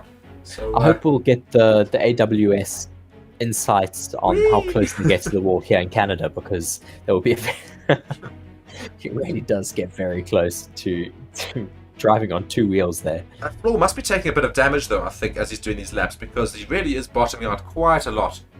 Yes, for sure. As Leclerc now starts a hot lap here on softs as well, so this will be good to Very watch. neat and tidy into turn 1 and 2. Just sliding a little bit into turn 3, making his way now through turn 4. And now turn 5 where Valtteri Bottas lost a little bit earlier. And he's got a purple sector. Fantastic He's up. driving. Yeah, up before turn 6 now into turn 7 and 8. The left and right chicane before the next DRS straight. He's bottoming out as well. Lots of bouncing in that car right now. I think a lot of people will be His concerned. head is really, really bouncing around a lot. They very well may get a reprimand from the FIA because they have those sensors now on the car to monitor. He's permanently focusing. bouncing. Yeah, it really is bouncing a lot. And he is slower in that second sector than Max Verstappen's time, but still up on his personal best. Let's see how he fares in the final sector. And you can just see that head still starts to shake as soon as the car gets a bit of pace. My word, lots of shaking, so much bouncing. I mean, that is really not safe. So reminds me of the first race last season. Yes, I mean, we've come right back to porpoising. It was gone for a while. Oh, he did have to make a bit of a correction there into the corner approaching Wall of Champions. Oh, Puts himself though into first position. Yeah, great 0.1 seconds up. Great lap there from Leclerc. I mean, lots of bouncing around. I think they're going to need to sort that out, but otherwise, handled it very well. A 1:14.576, 0.15 seconds quicker than Max Verstappen. Antonio Giovinazzi on the wall there. Pit wall of Ferrari, the winner last weekend out in Le Mans. 24-hour brilliant performance from him. I did do a in-depth video review of Ferrari's win in Le Mans, so please do go and check that out. It was certainly a very good win for Ferrari, a historic win for Ferrari. But yeah, so these two Mercedes only doing race sims here, no DRS being open, still on the medium tyre, clearly running high fuel, and not worrying too much about their times at all at this stage. Yes, we have still a lot of drivers in the pits. We have Verstappen, Perez, Norris, Bottas, Magnussen, Alonso, Zhou, Tsunoda, Stroll, Hülkenberg, Sargent, and Vries in the pits as well. Yeah, but So most of many the grid have people made their running way out the back. track. Yeah. Ferraris are currently on track at least, and so we'll watch them a bit. And obviously, the two Mercedes have been out there since the very beginning of this practice, so almost 20 minutes now they've been out. So clearly running a lot of fuel. Mercedes don't have a lot of pace at the moment. No, but that's what I say. I think they're running very high fuel loads compared to everybody I else. certainly hope so.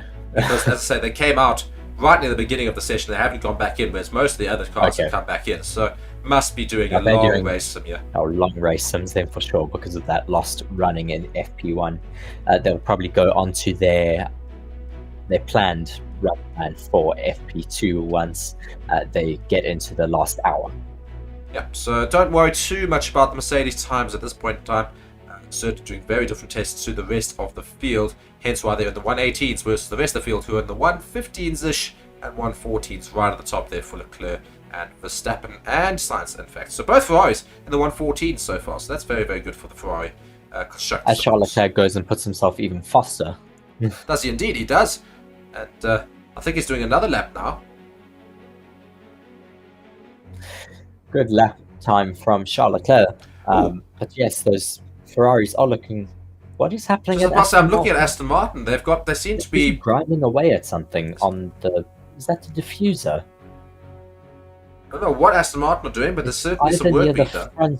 front brake or the back brakes. Very, very odd and very concerning as we're seeing now. I think this is Carlos Sainz going around, and he's going very quickly. Oh, it's Leclerc with a purple sector, only a green sector in sector 2. But let's see how he can fare in this final sector. The Ferrari seem to be going around very, very quickly at the moment. Good to see from the red outfit, of course. Historic F1 team. Can they finally pull something out of the bag this weekend? Who knows, as Leclerc comes down that long, long straight into the final 2 corners. Make sure he doesn't jump the curb there. Does very, very nicely.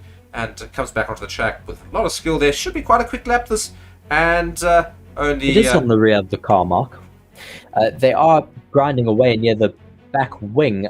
I don't know what it is, though. It's very interesting to see that happening in the garage. I mean, it's not often we see people literally taking a grinder, like an angle grinder, and grinding away parts of the car. Very, very odd. And just also what slipped me by there because the cameras weren't on. It's Sainz there, 1:14.1.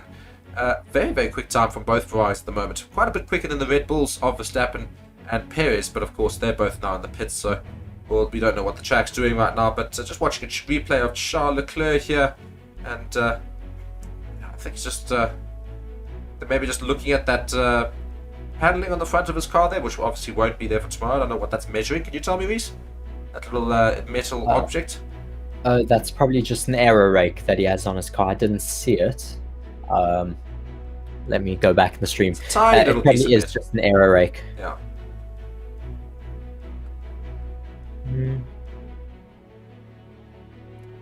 But yes, Where was it, Mark? I am looking at that replay.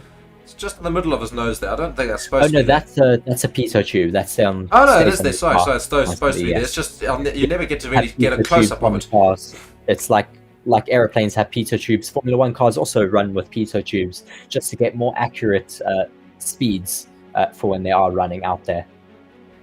So just 1 hour and 8 minutes left of the session. Of course, a much longer session than was planned. 1.5 hours due to that big problem in FP1 with regards to the CCTV cameras not syncing and otherwise being unsafe to go back out onto the track. So lots of time left for the session. And I think a lot of people might be joining us late on the stream because they all thought it started in 7.5 minutes time, whereas it actually indeed started almost half an hour ago now.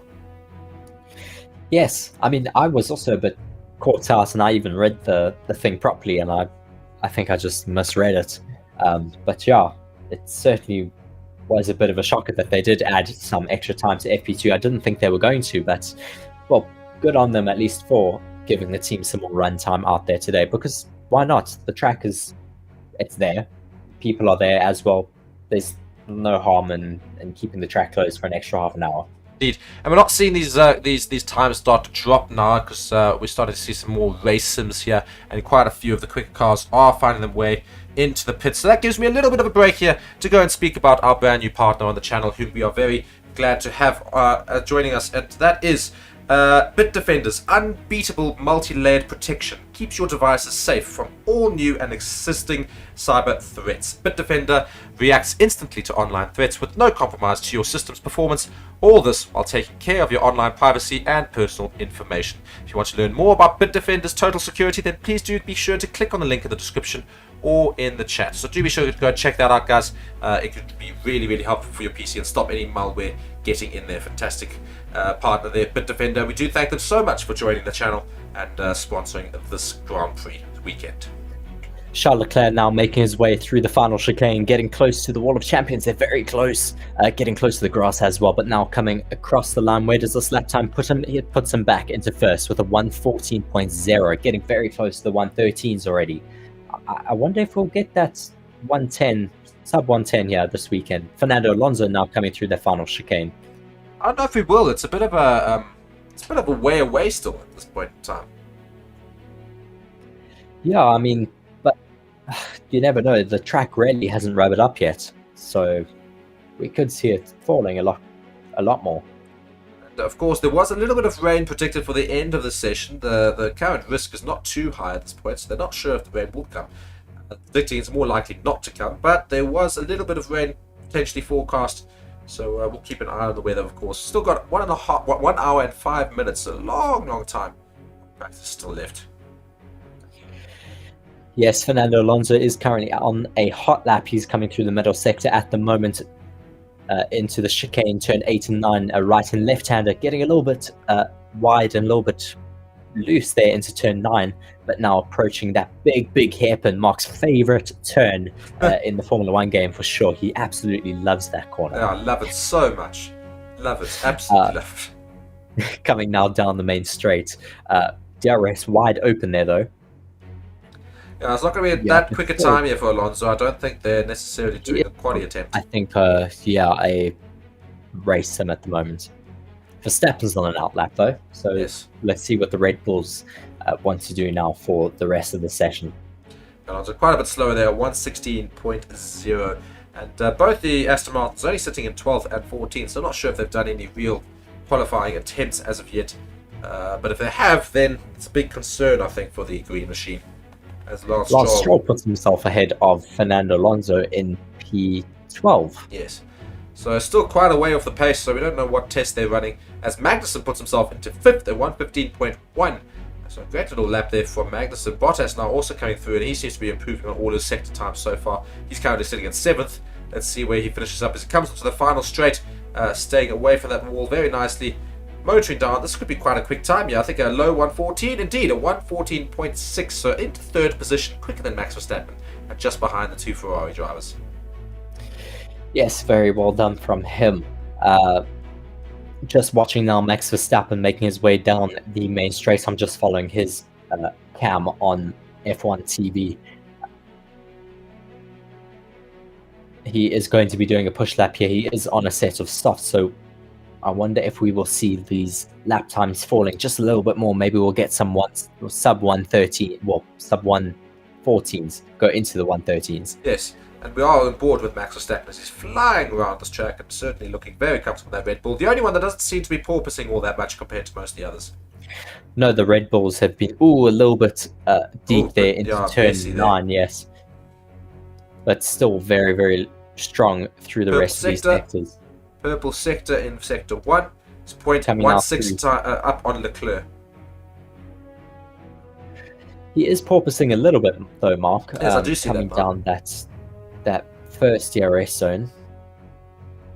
Oof, and really rode the curb there quite a lot. Yes, Max does like to ride the curbs a little bit. So they'll be giving him a bit more of a, as he has to take a double stab at the steering there into the big hairpin. Now coming down that main straight, DRS now opening. Let's see if he porpoises a lot more. They seem to be a lot more stable though, Mark, compared to the Ferraris. That's much more comfortable in that car. He was unable to get a purple sector in sector 2, only improving on his personal best, but not up on Leclerc's DRS time. now open for the final straight. Where does this put him? Where does he go, Mark? Only into 2nd place, just behind Leclerc still, but a 1:14.168, so 0.074 behind Charles Leclerc in that Ferrari. It didn't look Oh like my word, the Haas has got a problem. The Haas has got a big problem here, smoking from the rear as he's coming down the main straight. It's Hulkenberg on the radio. He's smoking badly from the rear of the car. This could be a red flag, or at least he needs to get his way to somewhere. Oh my word, there's definitely fire in that engine. They need to stop that car. He needs to get out right now. Lots of smoking from the back of Nico Hulkenberg's Haas. This is a lot of smoke. No, the yellow flag in sector 1. Surely this is a red flag. There's so much smoke on the track yes, now. so it's a very tricky section to recover the car, as well as it's in a high-speed section of the track. Yes, red flag is now being shown. My word, that's not good for Haas at all. Hulkenberg not doing a great practice so far. In 18th gets place. out of that car very quickly and hops over the wall. Very athletic from him. Lots of fire being, oh my word, coming from all parts of the car there. So they need to really get there and put it out as quickly as possible. Interesting that the extinguisher system hasn't kicked in just yet, but it is still smoking away there down that last straight. And Hulkenberg just ushering the people to hurry up and get there. They're taking some extinguishers to go and put the car out, which is really quite badly on fire. Yes, it's very much on fire at the moment. The Haas team is going to have to do quite a lot of work now in the next session to rebuild this car. Yeah, well, so between now and tomorrow. So we at least had half an hour of practice before the first stoppage and practice too. Well, let's see how long this takes to get back going. Yeah, of course they're going to Please have. don't get a replay of FP1. Yeah, they've gone and put out the fire. They've doused it, of course, but there's going to be a lot of liquid nitrogen. What is inside a fire extinguisher? It's liquid nitrogen, isn't I it? think they use powder-based Whatever it is. Yeah. extinguishers here, not foam-based. They're just watching a replay here of Hulkenberg as he comes to the final corner there, and suddenly just. I'm gonna listen. Ooh, wow, that engine just completely lets go. Wow, Not that's good a for the Haas very at all. interesting. So yeah. No, that sounds like a completely gone engine. So that's gonna be a hefty bill for Haas. Yeah, so blown engine there for Haas potentially, and that's really not going to do them any favors whatsoever. Just a couple of comments going and saying Haas looking like the engine blown. Indeed, it did. And then Jürgen here saying race starting tires, soft or mediums, will also play a huge part for strategies. Of course, strategies are a big thing with regards to which tires they start on. Red Bull are better on the softs. Well, that's of course normal, and hopefully this red flag will be quick. I'm sure it will be quick, but quite a bit of smoke still on the track from that Haas, and Hulkenberg walking very dejected back to the pits. Yeah, very unfortunate there for Haas, and Hulkenberg is not going to be able to get that car going in this session again, and lots of work coming for them. With a blown engine, that's very expensive, as Reese alludes to. Yes, that's about, I think it's around $5 million mark. Oh, 5 to 10, I think it is, for an engine. and this is where Yeah, salary it's caps not come into cheap. play. Yes. And it's not an in-house engine either. They buy that from Ferrari, so that may be a bit of a issue for Ferrari down the line. Indeed, but I suppose We don't know the age of the engine, of course. They normally use more used engines for practice sessions. Just watching on that car now, we see how much of that fire extinguisher it's got on it. It's still smoldering away, though. Yeah, it's covered in a lot of white powder, of course, from the fire extinguisher. But now they were going to reverse into this section here, but now they're being told to move. They're going to to push it back into the pit lane. They are. They're going to push it back into the pit lane, Mark. Yeah, via the grass. They have to make sure they don't stop in the grass, because that's going to be difficult to get going if it does. Well, they've got a lot of manpower there. Oh, it's starting to slow down. Will they make it? Yeah, just making it. Just. But yes, that Haas will come back into the pits now. We do have a red flag until that car has been recovered. I reckon another 4 or 5 minutes. They will have to get rid of all hopefully that. not too They're going to long have to now. clean up the track a little bit there. You can just see all that white powder on the track from those fire extinguishers. They will need to get rid of that. So, yeah, we'll be a red flag for a little while here. Hopefully not too long at all. Yes, just a comment there from James in the comment section, just saying with all these red flags today, it's going to be interesting to see if we have no incidents in the race. The last few races have been almost too clean. I completely agree with that. I mean, to have a clean Monaco, that was a very, very interesting race. That to have no red flags and no safety cars. I mean, yeah, I think the curse or the clean streak is going to end very soon. Yeah, just seeing all those the marshals there pushing that Haas still, and just a fireman at the back there, I note, with the fire Yeah, extinguisher fire just marshal. instead. But does it seem following to on. still be smoking? Is that just me? Yes, it is still smouldering away a little bit. And all the cameramen in their place ready to take pictures of the Haas failure of an engine as it makes its way back into the pits. A very very demeaning little return to the pits, I suppose. Jürgen saying there in the comments, remember the days they had spare cars? Yes, those were certainly the days before the cost cap era. They were allowed to have a spare car, which I think they used to be able to even jump into in the middle of a race in a red flag situation if they crashed out. I mean, really incredible times those were. And, I always wonder whether or not we want spare cars again, but I think probably not. I think it's nicer that they have to go and work on the car and really make sure they're protected, I suppose.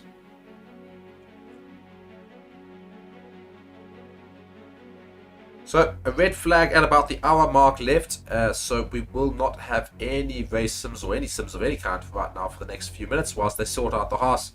We've got 55 minutes, just under 56 minutes instead, left of the session still. So a long time to go. So this red flag shouldn't hopefully cause too many issues. But they do need to sort out the Haas as quickly as possible so they can get the cars back out onto track. Yes, I think they'll be sweeping that away, all of the extinguishment, and then they should be able to get running underway yet again. Looks like Haas are going to push that car back into their pits, though. Just watching on with Charles Leclerc now. They are removing all of the bits from the car and putting tyres on, so I think we will get running again very, very soon. Indeed, someone just asking what's happening with Mercedes. Don't have to worry too much about Mercedes. They were doing some race sims from the very beginning of this practice session, so lots of fuel in those cars. They'll be much heavier than the rest of them, so their times will not be indicative of their pace at all. Yes, Mercedes, we're hoping we'll also have quite a good race this weekend. They seem to be a bit closer to the top in Spain, so I'm hoping they'll be able to fight with Red Bull in Montreal. Quite a cool helmet from Valtteri Bottas, isn't it, Mark? Yes, it's got a lumberjack on the side. Yeah, very, very cool. Of course, giving a little bit of a tribute to Canada and their lumberjacks. And I hope there's a little groundhog somewhere on that helmet as well. I'm sure there will be. Just looking at Nico Hulkenberg here in the past pit, of course, not going to be able to make it back out this session. His engine blew. No, I don't think that's going to happen. Unfortunately for Nico Hulkenberg, that car will take quite a lot of rebuilding to do, especially if there was a fire in that car. There's going to be quite a lot of work to be done.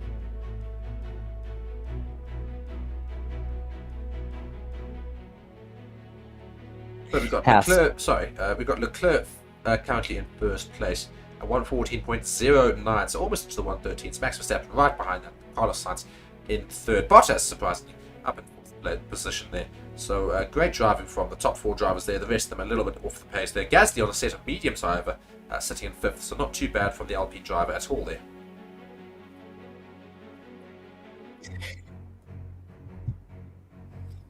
We do have running underway again. Mercedes looks like they are going to send.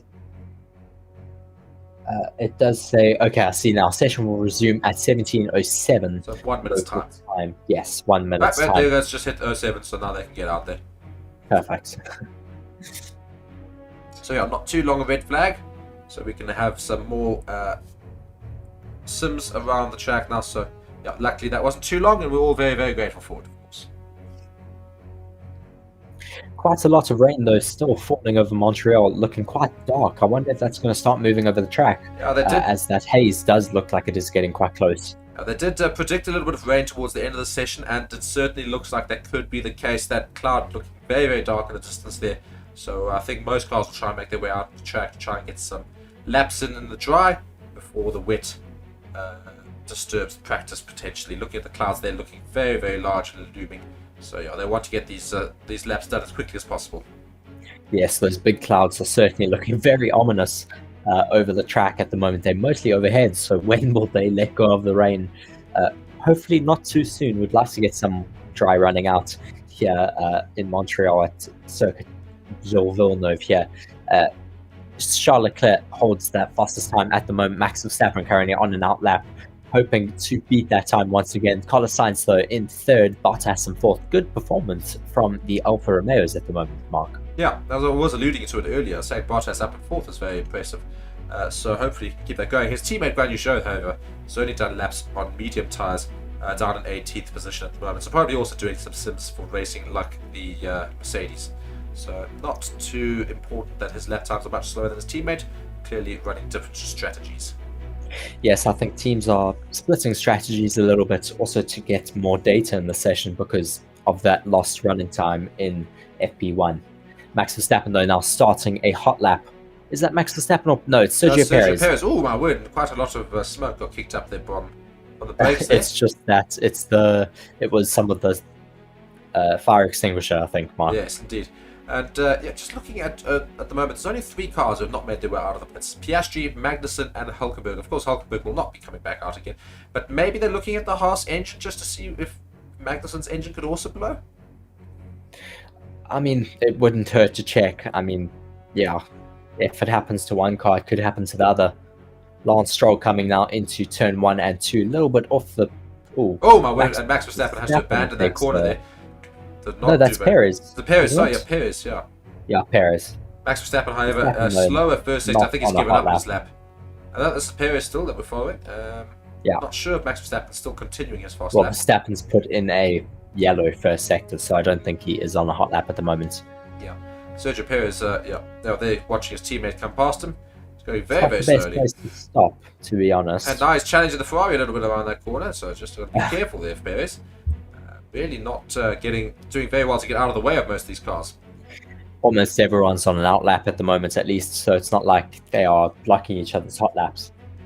Pure Blood saying there, a wet qualifying would be epic. That certainly would be. I mean, you really do get to see the most experienced drivers in the rain. I mean, we see how Max Verstappen, I think Lewis Hamilton and Fernando Alonso also are super, super dominant in the wet. You can just see there this graph showing how many laps have been completed. The most laps completed by both Mercedes drivers, 18 and 19 respectively. So clearly running some race simulations there on some much higher fuel. Stroll has moved up into 5th place as Gasly moves up to 4th place. So some time starting to tumble a little bit more in the session. Did they do anything to Perez's car, or did they just look at it there in the pits? No idea. I think they did just he? looked at it. Oh, does he? Oh, he, Yeah, they just looked at it. But did you I just think see this that's why replay he came here? in. He's Yes, I did. He hit just the wall. hits just grazes the wall ever so slightly. Ever so slightly with his rear tire. I think that's why he came into the pits, just so that they would be able to check the car to make sure he hasn't caused them any damage to the wing or to the floor. Clearly no damage. Ooh, he doesn't. I don't actually. think he did. He doesn't. So it He just got gets very wide. very So close. weird. It just gets very, very close to the wall there. George Russell going very slowly in the middle sector at the moment. But he's I in wonder why 7th he's going position. so I slow. think he's just finished his lap. That's probably why. He's moved up to 7th. He's on soft, so he's clearly just done a little bit of a much quicker lap and moves straight up into Oh my 7th. word, those clouds are looking very dark there, Mark. Yes, indeed. So rain potentially on the way. Sainz So has gone fastest though. Sainz has just gone faster, as you say that. A 113.844. A great lap there from Sainz. So Ferrari finding a bit of pace this session. Right up in 1 and 2 at the Albon moment. himself up into the point section of the grid, up into 10th position now, with 13 laps completed so far this session. A few drivers out there, it looks like they're all setting themselves up for a hot lap. Perez overtakes Verstappen to start his next hot lap. Fernando Alonso looks like he's starting a little bit early. DRS wide open now as he comes down that main straight. Looking at the Aston Martin, do you think they've done any quality attempts properly yet, or do you think they've just done some fast, soft attempts? I hope they haven't done any quality attempts yet, because I certainly want to see them running a bit. Oh no, fast. we've got an Alpine We again. have an Once Alpine again, an Alpine has got we don't yellow want another flags. red flag, please. And that'll be a red flag, I'm sure, because it's not in the greatest place there. It's Esteban Come on, Ocon. It's the Alpine. other Alpine this time. The So I wonder what second the red issue flag. is. I wonder what the issue is. Do we have a red flag? I'm sure we will get one. He's not in the greatest position there. And doesn't look to have any damage on the car, so maybe Oh, red flag. that red flag again. Oh dear. What is it with Alpines and causing red flags this weekend? Yeah, I mean, Alpine have not had a great couple of sessions here for practice. They caused a red flag in sector 1, and session 1, sorry, and now in session 2, the second red flag of this session, caused by the Alpine there. It doesn't look like there's any damage, Reese. So do you think you maybe had a similar issue to I heard Gasly? something about a steering wheel issue Very, very interesting. from the commentators. So maybe the problem as he is now getting out of the car. Oh dear. So once again we have a red flag with just under 47 minutes left of this session. And just watching a replay here, and he does just seem to slow right down and pulls off. Oh my word, the car very much not behaving normally at all. He pulls off and has to stop the car there.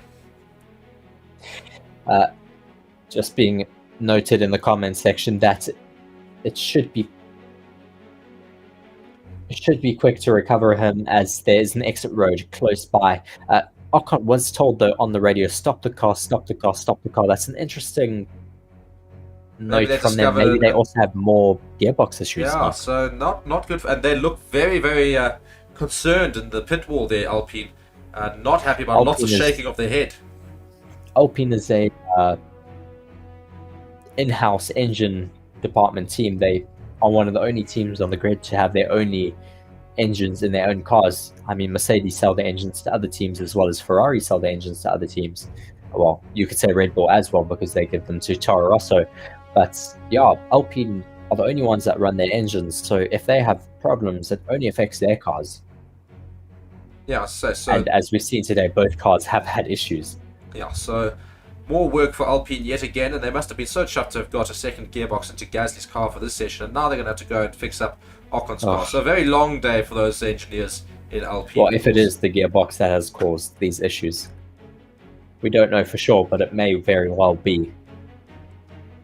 And looking at Fernando Alonso here, who's currently sitting in 9th position. It's not his best, of course. We're hoping that he's not done so many real quality attempts. Of course, lots of talk around Aston Martin for this weekend, hoping to somehow, the Lawrence Stroll reckons they can somehow get a double podium this weekend.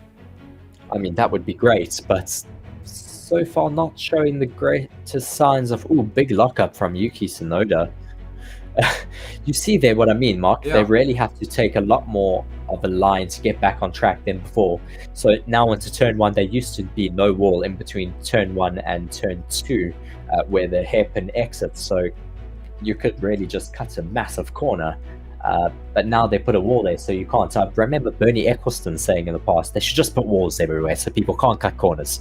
Yeah, I mean, They of have course, the biggest problem with that, of course, is the danger that can cause, because if he loses his steering and his brakes somehow, then you are ploughing straight into that wall and then potentially entering the track again. So potentially very dangerous if, of course, that sort of scenario should happen. No, it shouldn't, but yeah, it's the only problem with putting walls in, I suppose, is the danger that comes with them. Yes, of course, but I mean, I'm sure it does have Tech Pro barriers on it as well. Now, so a red flag yet again in this session as they're moving this Alpine off the track. Ocon following very slowly and just helping them out now, starting to push his own car there to get it back. And he's trying to, and then he's decided to give up. He's not helping very much, is Yeah, he? he's decided, you know what, actually, I'm paid way too much to do this. One thing he's also helping is the rain. He's helping the rain move a little bit close to the track. Yeah, And so I mean, we'll get some wet weather running for sure in the session because those clouds are getting very, very close, and that wet weather system is getting quite close to the track. Yes, as I say that, we get shown some pictures of that rain. Now, so once again, another stop in practice 2. Still got about 43 minutes left, so still a long time to go before we have to worry about getting towards the end of the session. So, an eventful day. Just hearing from Sam Collins on the pit wall, just trying to analyze what happened there with the Alpines. Apparently they have some new rear wings here this weekend, and they're just trying to analyze which one they should go with between a different spec and their new spec. Very interesting new spec there of wing there. Can you see it there, Mark? Yes, I can, yeah. Very, very interesting. Yeah, it certainly could give them some more performance here in Canada. Basically dips a lot more in the middle. Yes. Yeah, certainly a very different setup for Alpine. I mean, maybe this could be something that other teams will copy further down the line. Well, of course, if it gets the pace. If it doesn't, then not necessarily. But yes, well, other teams, I mean, you can see their normal spec, how flat it is, and now it's got that little bit of a dish in that middle section, which might just bring them a little bit more downforce as well as allow them to get high speeds. Yeah, and we do see that running is back underway, so not too long again, that red flag. We do have some cars making their way out of track. Brand new show going around. He's followed by a couple of the cars in the bottom half of the field. Most of the top 10, however, have not made their way out of the pits as of yet. So, 41 minutes and 40 seconds left in the session, so still a long time for these guys to go and do a whole lot of simulations, of course. Yes, still lots of time for the drivers to, as you say, get simulations and hopefully to get some more qualifying runs. And I certainly want to see how close these cars are before the rain hits. We do have Lewis Hamilton finally out on a set of softs, so we should see the Mercedes true pace out there if they are on a lower fuel run. Indeed, and really riding those curbs there, some of these drivers, as Hamilton goes and shows us. And just looking at that weather system making its way towards the track, I do think we're going to have some wet weather hit the racetrack very, very shortly as Hamilton's coming around that long hairpin there at the just before the big main straight. DRS is now wide open coming down that DRS straight, the final long DRS straight before you come down the start-finish straight. Now making his way through the last two corners, approaching the wall of champions, getting very close there but not hitting it. Now approaching the line. Where does it put him, Mark? No, he's only starting his lap now. Oh, is he only starting a lap? I thought he was finishing a lap there. No. So we'll start to see his times now from Hamilton. Let's see how quickly he can get around. I want to see a purple sector time for Sector 1. That'd be fantastic to see. Neat and tidy though into turn 4 and 5, making his way through there. Looking quite quick though in that first sector. Oh, he's gone quicker than Science, I think it is. It's not a purple sector, but he's gone quicker than Science's first sector. So very close to that purple sector for Sector 1. So Hamilton so far, very, very good time there. Interestingly enough, they're also not porpoising all that much. Just watching here through the visor cam of Hamilton, it does look quite comfortable. There's a little bit of bouncing, but I think that's more down to the fact that the track is bumpy. Now through turn 10, that long hairpin, he is down in that middle sector. Yeah, quite a bit down not there. a personal best or a best sector at all. Now approaching turn 13. George Russell also on a hot lap at the moment, not putting a best sector time in that first sector at the moment. Hamilton now coming down that final start-finish straight. Let's see where he should put himself. It looks like 114s, puts himself into 5th position. So 0.5 seconds off of Carlos Sainz. So not too bad from Lewis Hamilton, but certainly a little bit of pace still to be found. Yuki Tsunoda puts himself up now into 11th place with 114.9.1 second, well, 1 second off of the pace of Carlos Sainz at the moment. That rain is getting very close there into turn 10. The sky is completely black. Indeed, and while we have a little bit of a break here, I was just watching Russell. Let's just actually finish watching Russell finish his lap here. He's got 2 personal bests in his first and second sector. Let's see how he fares in the third sector. Oof, He's not opening the DRS though. No, so clearly it's just a little bit of a race. It was still quite a quick time at 114.6, not too bad. Not bad. So up into 9th position, Russell. And whilst we do have a little bit of a break here, sorry, let me just speak about our new partner on the channel, Bitdefender. So they are a global leader in cybersecurity. Bitdefender Total Security brings major changes to the way online threats are detected and repelled. The new cyber threat intelligence technologies included can analyze and identify suspicious network-level activities and block sophisticated exploits, malware, and botnet-related URLs with brute force attacks. So to learn more about Bitdefender's offering, please do be sure to click on the link in the description and in the chat. Of course, Bitdefender, we're very grateful for joining the team, and you guys should go get some Bitdefender on your PC to stop any cyber attacks on your hardware at home.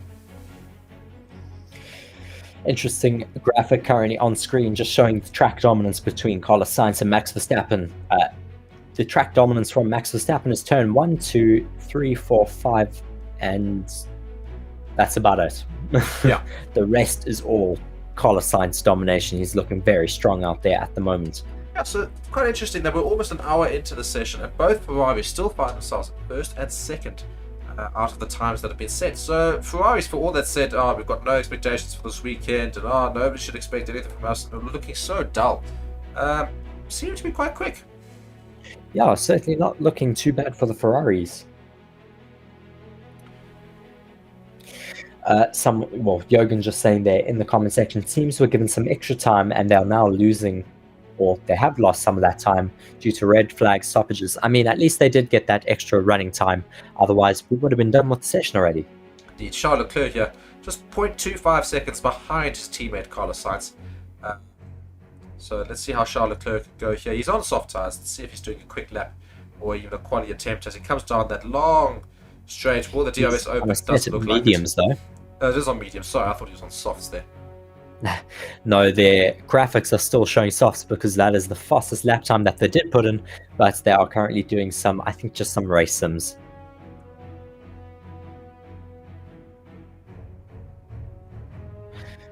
Coming now towards the start-finish line to start another lap on his mediums. Let's see how he goes on the mediums. Looking very neat and tidy into turn 2 and 3. Approaching a very tricky right and left-hander into turn 4 and 5. That Aston Martin of Fernando Alonso getting well out the way for Charles Leclerc. He is currently very far down, of course. I mean, we expected him to be quite far down. He's doing a race sim at the moment on those mediums. Yeah.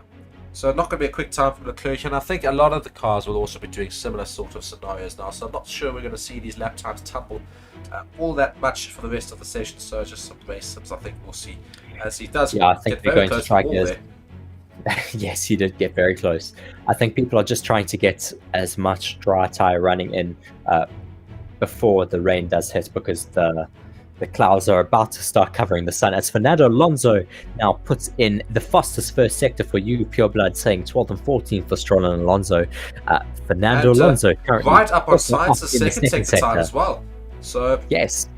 could be a very quick time here for Fernando Alonso. Let's see if he can put in a very a new quickest time around this track here. He has to do a decent third sector. I'm not sure he'll manage to do it, but he should come very close that time at least, and maybe show that Aston Martin do have quite a lot of pace still yet in that car.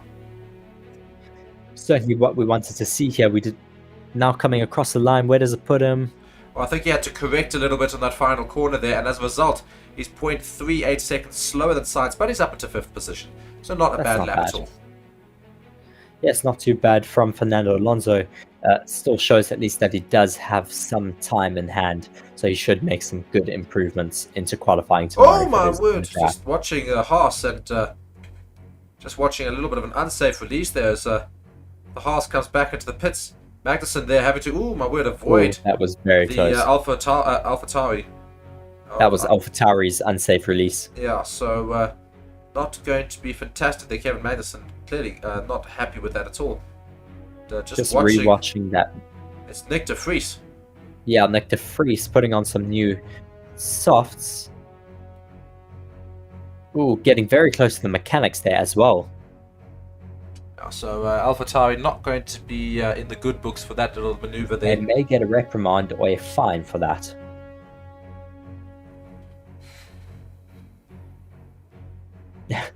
Bit better, yes, certainly a bit better from Fernando Alonso. Hopefully we'll see that time toppling a little bit more. Lance Stroll going very slowly, just getting out the way there for someone else. He should also be doing some fast laps out there.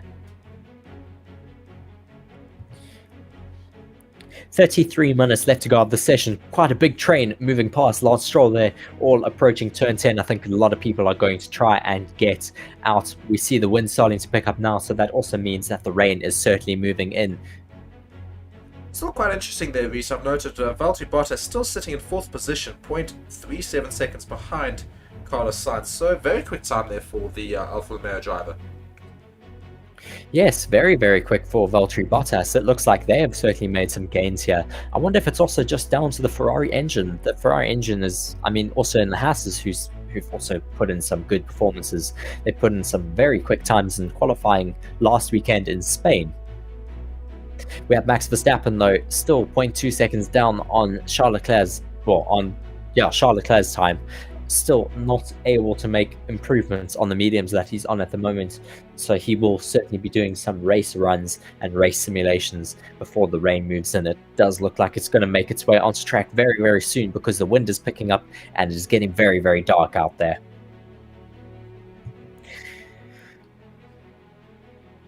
Some cars running quite close at the moment. We have Magnussen, and I think it is, well, I was going to say I think it is Esteban Ocon, but he is out of the session because of that gearbox issue, well, suspected gearbox issue. We have Pierre Gasly running very close to Kevin Magnussen, doing some very good race simulations for Sunday. Getting so close to the back of him, running close with, I think he's also got some high flow Viz paint on the back of his wing at the moment for that Alpine. The sky is getting just so dark there into turn 10, Mark. Yeah, I mean, the rain's certainly coming there, and great little bit of practice there for Pierre Gasly, getting that DRS wide open right behind the Haas, just to see where he can try and overtake during the race on Sunday potentially. Gunther Steiner looking relaxed as always on the pit wall. The only one on the pit wall leaning back. Everyone else is hunched over looking at their screen. Gunther Steiner, he's laid back and just watching everything go on, I guess. We do have, though, George Russell making his way down that back straight at the moment. Is he on a hot lap at the moment, or is he just preparing himself for another one? I think he's preparing himself. The DRS does open now, and this will be the start. Nick de Vries on the radio just saying being told that rain is coming in 10 minutes, so at least we have a bit of a timeline now till that rain gets here. I do think it will be here a little bit sooner than in 10 minutes, Mark. Yeah, and only 10 minutes until that happens, and that'll mean 20 minutes left of the session when that gets here. We've got about half an hour left, as Russell's now doing a quick lap here on softs. He's got a much quicker sector, He well, is not up much on quicker sector, but he's Sainz's up on first Sainz's sector. first sector. So if you could Yes. try and do a decent second sector, that'd be fantastic. Well, so far we have a few teams that seem to be in contention for the top of the timing boards. I mean, Aston Martin seemed to be fast in the first and second sector. They didn't get a good third sector with Fernando Alonso. You made a little mistake, but he still has that time in hand at least. George Russell now up in the middle sector. Mercedes showing some good pace here in Montreal. So will we see George Russell at the top of the timing boards here now? Fastest second sector throughout the entire practice session so far. So very Hamilton quick lap also here, up going to be set on by his Russell. personal best. And also, Hamilton is up on Sainz in the middle sector, so both Mercedes putting in some blitzing sector times at the moment, getting very close for George Russell there by the Wall of Champions. DRS wide open, though, to that line. He does now put himself in first position. 113.7 as Hamilton approaches that final chicane. I think Hamilton could potentially go quicker here. He does have to put up with a little bit of traffic. Will they get out the way? I'm sure they will, or maybe they start the lap and he'll get a little bit of a tug, which will certainly help his lap time. Work for him, It does actually. indeed It does. go into first position as a result of 113.718 versus Russell's 113.745. So very quick times for the Mercedes drivers there.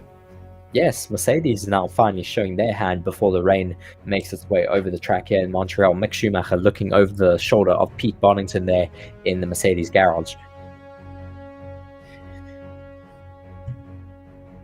Interesting that Mercedes sent both cars out on the same fuel load to just get some information on how their drivers can perform tomorrow afternoon if we do get some dry running for qualifying. But we do see now those graphics showing the rain moving super close to the track. It's going to make its way there very soon, Mark.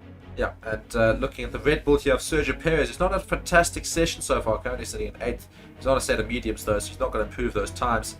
Yeah, I mean, what can we expect from Perez coming to qualifying tomorrow? I mean, the Red Bull should have the most pace going into this race weekend. I mean, we know how fast that car has been the whole season.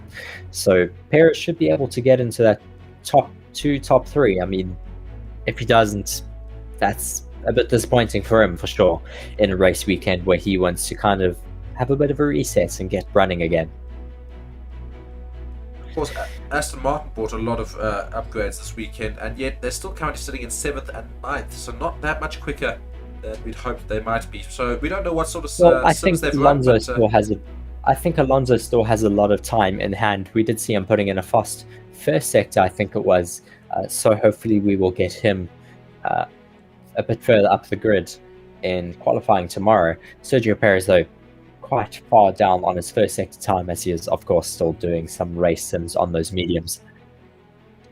And if you guys are joining us on the channel for the first time, be sure to like the video and subscribe to the channel. Turn on the all notifications so you can be told about all future videos. And of course, this video is brought to you very proudly by Bitdefender.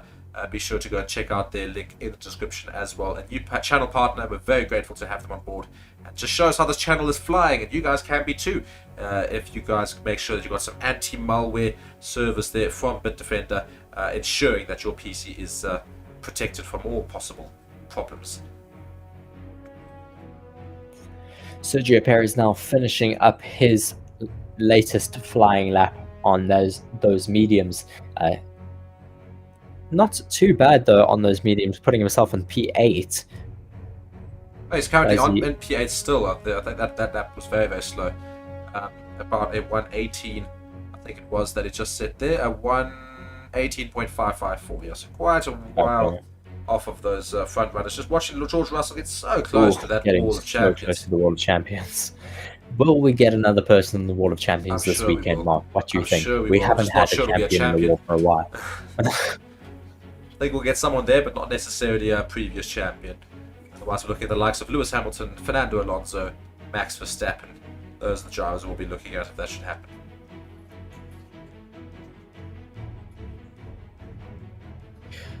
I'm curious now. I want to know who has hit the Wall of Champions. Indeed, yeah. Just watching here, we have not seen any McLaren driving really today.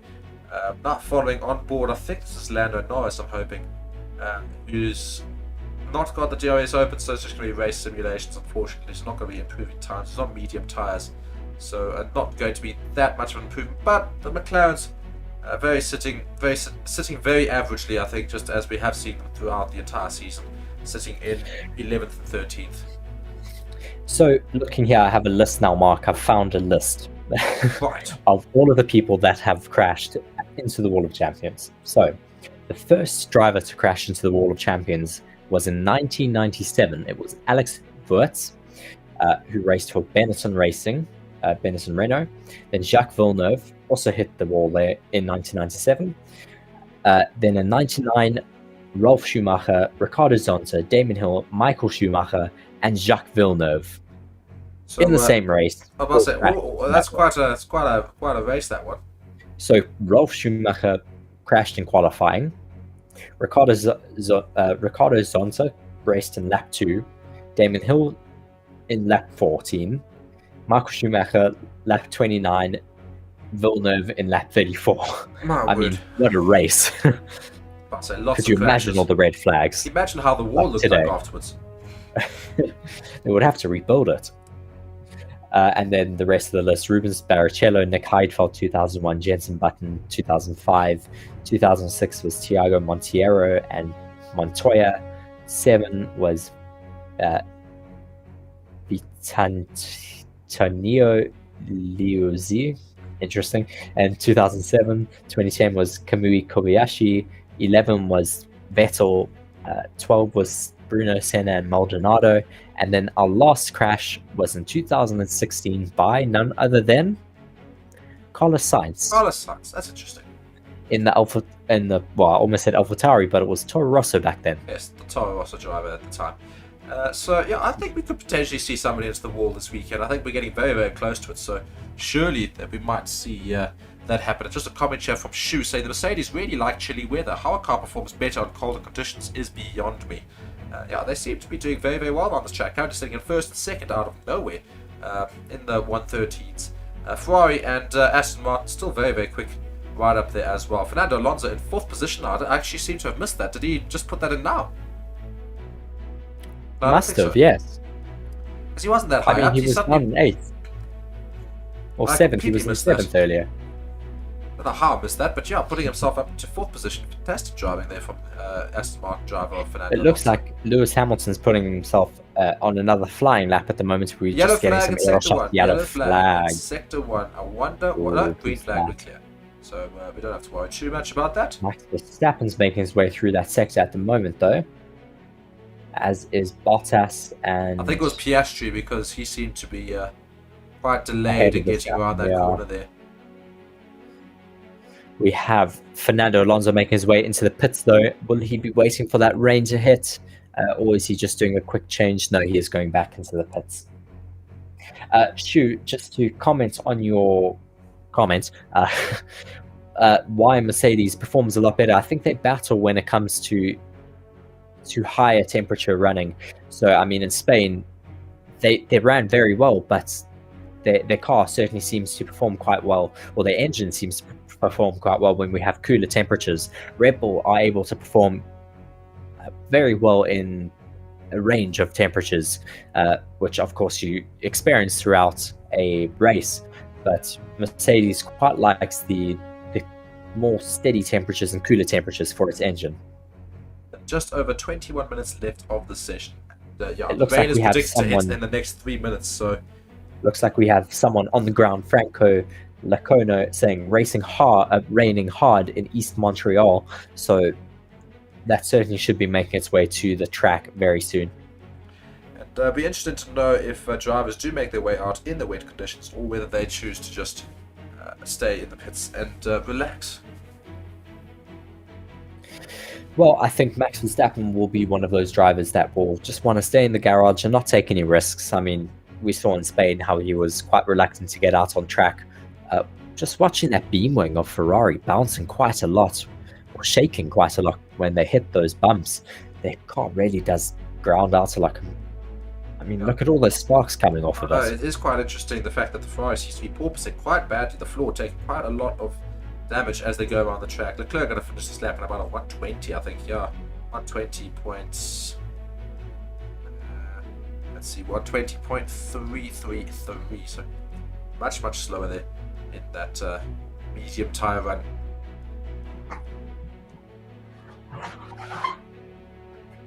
And somebody they're telling me that Morris ran wide at turn 1, so that would be the reason as to why we had that yellow flag very temporarily, and then the green flag, of course, for the all clear. So all good there. Yes, that does make sense, at least now, as to why there was that yellow flag. We do see a little bit of a clearing, though, in the clouds there, Mark. Yeah, I don't think that's going to make much of a difference, because now they've turned the corner and you just see the black clouds of Yes. rain Dark. very much approaching track. Just under 20 minutes now, so we are due to have the rain, as they did predict. Bottas just losing a little bit. They're having to have a drift. Russell on the radio. Our weatherman, of course, is the rain still coming here asking. Looks like Well, it might be just missing us now, so maybe we won't I don't have know if we can trust Russell as a weatherman, Mark, after Spain, where he mistook his mistook- sweat. yeah, his sweat for rain in his visor. So yeah, I don't know if we could really trust Russell. I mean, maybe he'll make a good weatherman, just thumb sucking. Yeah, I know. Well, I suppose he's not doing anything worse than the other weathermen, who all of Yes. them pretty much thumb suck anyway. With people. So you're not seeing any fast times being tumbled, being taken here. Of course, everyone pretty much on medium tires if they are on track. So not looking like we're going to see these times start to fall. Just going to get some race sims towards the end of this. We see Pierre Gasly in the replay here. Let's see what Interesting happens. to hear, Mark. I was just hearing from Sam Collins. Oh my word, he almost loses it to the wall. ooh, Sorry, I that just was watching so Pierre close. Gasly's replay there. Just has to correct it right at the... Oh my word, fantastic driving, to be fair. Brilliant reactions Brilliant from reactions. Pierre Gasly. Wow. I mean, I don't Just know how he watching keeps that that out replay of the again. wall. Just suddenly loses the rear and manages to keep it just out of the wall. Unbelievable driving Wow, from Pierre that Gasly. got so close, but brilliant reaction time from him. Just saying, I heard from Sam Collins that the weather system is actually going to miss the track by, I mean, massive, like 100 meters apparently from the hairpin in turn 10, which is the most, I think it's the most northerly point of the track. Wow, a lot of high flow vis paint on that Aston Martin at the moment. The entire side of that car is covered in green paint, just to do some fluid dynamics testing there to correlate between their sims. For the Aston Martins, of course, bringing massive upgrades to this race weekend. It's warming up Completely his tyres there, I redesigned. noticed, Lance Stroll Yeah. there. Completely redesigned side pods with massive channels through the middle. So lots of expectations for Aston Martin this weekend, of course. Pretty much being dealt, being deemed their home Grand Prix. So let's see how they fare. Of course, in Canada, Lance Stroll's home, and of course the owner Lawrence Stroll's home as well. Stroll now coming up to the end of this lap. They also don't seem to be porpoising too much, Mark. They seem to be quite comfortable. Yeah, it's good to see from Aston Martin. Aston Martin and Red Bull looking fairly comfortable on the track. This is a Mercedes, but the rest of them not as much. Just watching some replays here. Let's see who Sargent. gets close to the wall here. No, it's... Oh, my word. And it does indeed scrape it. Ooh. It's the Aston Martin... it's the McLaren of Oscar Piastri. Who does just scrape the wall of champions ever so slightly. So we do have our first... The first dent in the wall first for the dent in weekend. the wall. Oscar Piastri, they're just on the radio saying, I clipped the wall on the exit of the last corner with the rear right. Feels okay so far. Well, I think they know which corner you're talking about, mate. Quite a famous one. Yes, certainly a very famous. That is, we did go over all of the people who have crashed out in that wall. But yes, Oscar Piastri will, I'm sure, go and sign his name there after the race weekend. And I mean, he's hoping that that he'll add his name to the Wall of Champions, of course. There's been dubbed anybody who's won the championship that's gone into this. So maybe he'd quite like to crash into it and then hopefully win a championship at some point in his career. And he can claim that that title. It is getting very dark over the track at the moment. Even though that rain system is supposed to miss the track, it is still very dark. Wind is picking up massively, Mark. Yeah, I mean, it's looking very harsh out there. The wind really probably moving these cars about a lot. Seeing lots of, I suppose, leaves and otherwise being thrown right across the track with this wind. So we're amazed that the system does actually miss them. There's a yellow flag in sector 1. I wonder who that is for. I think it's been cleared though. Yeah, it has been cleared. Yes, it has been possibly cleared now. Alonso.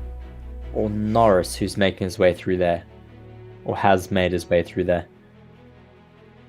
Might have been another McLaren yet again. It's green, so it is fine now, but I'm sure we my will word, get look a at those clouds. replay. It is so dark though, those clouds coming towards the track at the moment. I'd be very surprised if it misses this track. I mean, it's so close, the dark weather there. I mean, it just shows you how massive this track is though. I mean, in turn 10, the furthest point of the track, it's like blowing gales, and then near turn 1 it is still windy, but nowhere near as windy as that last sector. Christian Horner just looking inside the pits right now just to see what's the commotion about. Carlos Looks like Sainz Ferrari is coming in for a wing nose change. That's a front Maybe wing the change. Ferrari went off. Let's just have a look as it comes now into the pits. They do not have any wing issues. They may just be doing a wing change practice Yeah, for they will have Sunday. to do that, of course. They know Ferrari's wings. They know how they like to crash It's quite the quick cars. to remove that wing. Wow. Normally it takes some time. That was quite fast though. That's very impressive from Ferrari there. That is very impressive. And he's on hard tyres as well now, so not going to see any times tumbling. You're just watching a replay of, I think this is Carlos Sainz. Just lots of porpoising in that Ferrari as he comes down that main straight. Just watching him come. Oh my word, he had to miss the I corner. thought he was going to come into the pits there. And interesting there, he had to dive out of that last corner there, just opted not to take it. Looks like it's starting to rain. I think I saw a few specks of Alex rain Albon on the having camera. Yeah, Alex Albon now Losing it having a there. bit of a moment into turn 1, having to go over the grass because of that wall. And the grass is very thick there. It's not very easy for those cars to get over. No, You just see how and it's also really struggled to painted. get the car out of it. Just going over the Pirelli logo there. But we now see, is that Carlos Sainz now making his way through turn 2, putting some more race sims and just so much pollen and dust and leaves and Picked up by everything the- just by being the blown wind. around the circuit from this wind. It's certainly picking up here. We should see some rain, I'm sure. I mean, with the conditions out there, it's certainly quite hairy. Yeah, we're looking at just 13 minutes left of the session, so getting towards the end of what has been a very long session. Of course, they extended the session due to FP1 being so dramatically affected by those CCTV camera issues. So 1.5 hour session this has been. It's been a long time, but great to have you all here on the stream as well. Be sure to like and subscribe whilst you are here, and turn on all notifications for the channel. Yes, thank you for joining us. It has been a long session, but those of you who have joined us for the majority of it, great to have had you alongside with us. Jürgen saying it was Albon that went off at Just watched turn... that. Yes. Seeing Sainz come around on those hard tyres as he gets some laps under his belt. Bottas on the radio saying, "Okay, Valtteri, how is the track?" He says, "It's okay. It's really gusty though." So Yes, we can see that on the cameras, just how gusty it is. It's getting so dark out there though, Mark. They might just come into the pits and not go out because of how dark it is getting out there. It's really quite dark. How much pollen though is blowing around here. It's incredible. I know, it's ridiculous how much pollen there is. Somebody makes a good comment. There might be a little bit of fog from the forest fires, of course, that are. And there are lots of big fires. We see lots of firemen and firewomen across the world that have made their way to Canada to go and fight those fires. So maybe a little bit of that smog is actually smoke from those fires as well. Yes, that's certainly possible. I mean, we've seen how orange the sky was when you did see that little clearing in the clouds. So there certainly could be a lot of smoke out there. A lot of cars running on circuit at the moment, though. Not too many in the pits. With Alpine just having to make some evasive action Max to all this traffic. Verstappen on Inters. Or is that... Sorry, Sergio Perez on Inters. There's definitely inter tires, but I don't see any rain. Maybe he's just anticipating it. Seeing what an outlap on possibly still dry weather will do. Yeah, certainly doing a practice perhaps for Sunday. On the radio, Reese, what is he saying? Just being told to go nice and easy around turn 10 on those tires. They will be telling him not to burn them out pretty much. So clearly they expect the rain to start falling. And we see Max Verstappen Yes, also Max on these Verstappen inters. as well. I think they are just trying to get some data on how fast you can go on a dry lap. I think just in case they do know it is going, well, just in case they do know the rain is going to come, they want to know how fast they can go in certain conditions so they can make that decision on the pit wall. I mean, this is why we see Red Bull being so dominant. It's because they have this out-of-the-box thinking. Oh, it's very, they very make these interesting different testing. decisions. Yes, for sure. I don't see any wetness on the track whatsoever. No example of rain having fallen. So just testing the dry. As it comes straight back into the pits. So, I mean, yeah. Certainly what I thought they would be doing. Just seeing how fast you can go around, how comfortable it is for the drivers. Because, I mean, these tyres are, of course, not made for the dry. No. So, yeah. Just under 10 minutes left of the session. And, yeah, just doing a practice pit stop as well on those inters. Having a little bit of an issue in the front left, I think it did. Yeah, he just put a little bit off center, so it just kind of grinds away a little bit at the center nut of those tires, and just it's quite spectacular to watch. Of course, it kicks up a lot of sparks, but he has been put on the jacks now, is getting pushed back into the pits. Max Verstappen and the teammate, I think, that will also surely make his way back into the pits, just like his teammate Perez. Yes, I think so. We can see some tires there that they're just pushing out of the way, so I think Max will also come into the pits. Hamilton being told on the radio the wind has picked up a lot, up to 40-kilometer gusts. That's a very, very strong wind gust. I mean, that can certainly upset a car when you're on a hot lap.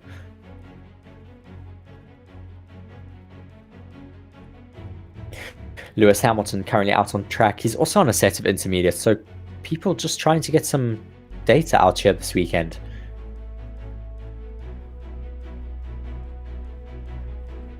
Possibly also just trying to put some extra rubber down on track.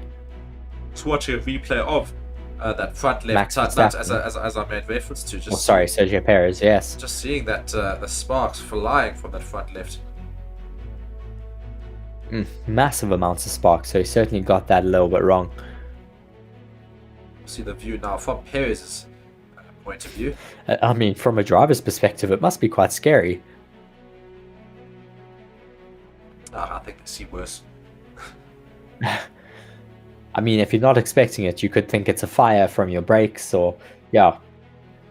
Pure blood just saying 6th and 8th for Interesting Red Bull. here that Could Charles have Leclerc is also on Inters. A lot of people have opted for Inters to go and see, I think, the same sort of data that's Red Bull running, just to see how the tyres fare in the dry. Leclerc on the radio, yeah?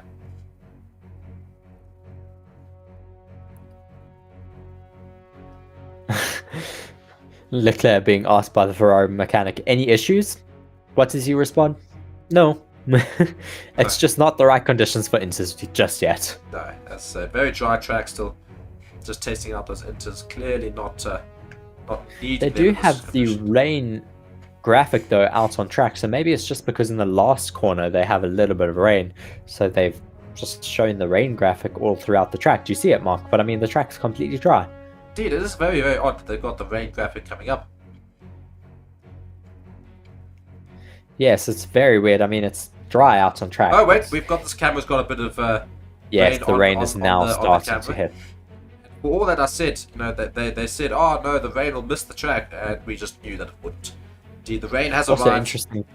interesting comment from Jürgen saying maybe they're scrubbing their sets of Inters for Sunday. Yes, I mean, that's a very good note. I mean, they would want to have a scrubbed set for Sunday. It just means that your tires warm up a little bit faster. You, of course, lose a tiny bit of wear. I mean, it's one lap. It's not going to affect you that much. But it does help you in the race just to have a scrubbed set of Inters if you really do need them. Ferrari now getting themselves back into the pits. Just 6 minutes left of the session. I'm not sure we're going to see too many more runs. And none of these times are going to fall at all, as we do have a bit of rain on the track. Just some drivers going out there, as I said, just putting those Inters on, doing a lap. And, we just see some more cars entering the track with some Inters. So, yeah, not a bad suggestion with regards to the scrubbing of the tyres. Yes, we have both Ferraris now being pushed back into the pits. I don't think they are going to be running for the rest of the session. Oscar Piastri coming to the pits. Let's see what happens for him here. Just suddenly stops the AlphaTauri. AlphaTauri, yeah, just really stops out on track. He has to overtake it in the pits, and then comes into the pit box for a pit stop practice. Very odd that he's just stopped in the middle of the pit lane there. I think the AlphaTauri of Nick de Vries just thought that he was a bit too close to the wall there. He was fine, but just slowed down because he thought he was going to hit it. Lando Norris has had a moment there into turn... Where is that? Don't know where that is, but he has made a bit of a mistake and has had to cut the track there, but he is still running cleanly out there at the moment. Oscar Piastri on soft tires here. Oh, he's going through a lot of rain now, so that's going to be bad It is for the soft, for those bucketing it down. those dry tires. Lots of rain in that long hairpin there just before that main And he's start. doing fine. He seems to be running fine, but now he's going to be back out in the dry. Very, very Yeah, odd as he's little back bit of out rain onto there. the dry track now. It's very, very wet at that long hairpin there at the end of the track. It is so weird. I mean, it just shows how massive this track is. That there's a huge torrential storm in one section, and in the pits it's still Completely dry. completely dry. I mean, it is quite torrential, as it's pointed out in the comments. It's insane for drivers to go through there on the set of softs. It must have come out of nowhere as well, because he drives into it and he goes, oh my word.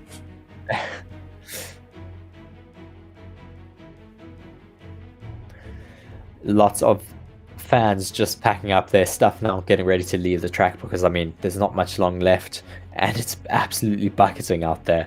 Yeah, that's the typical Canadian Lando weather Norris we're is still used to. running out there, though, at the moment. He's on a set of intermediates, so he's still trying to get some running out there.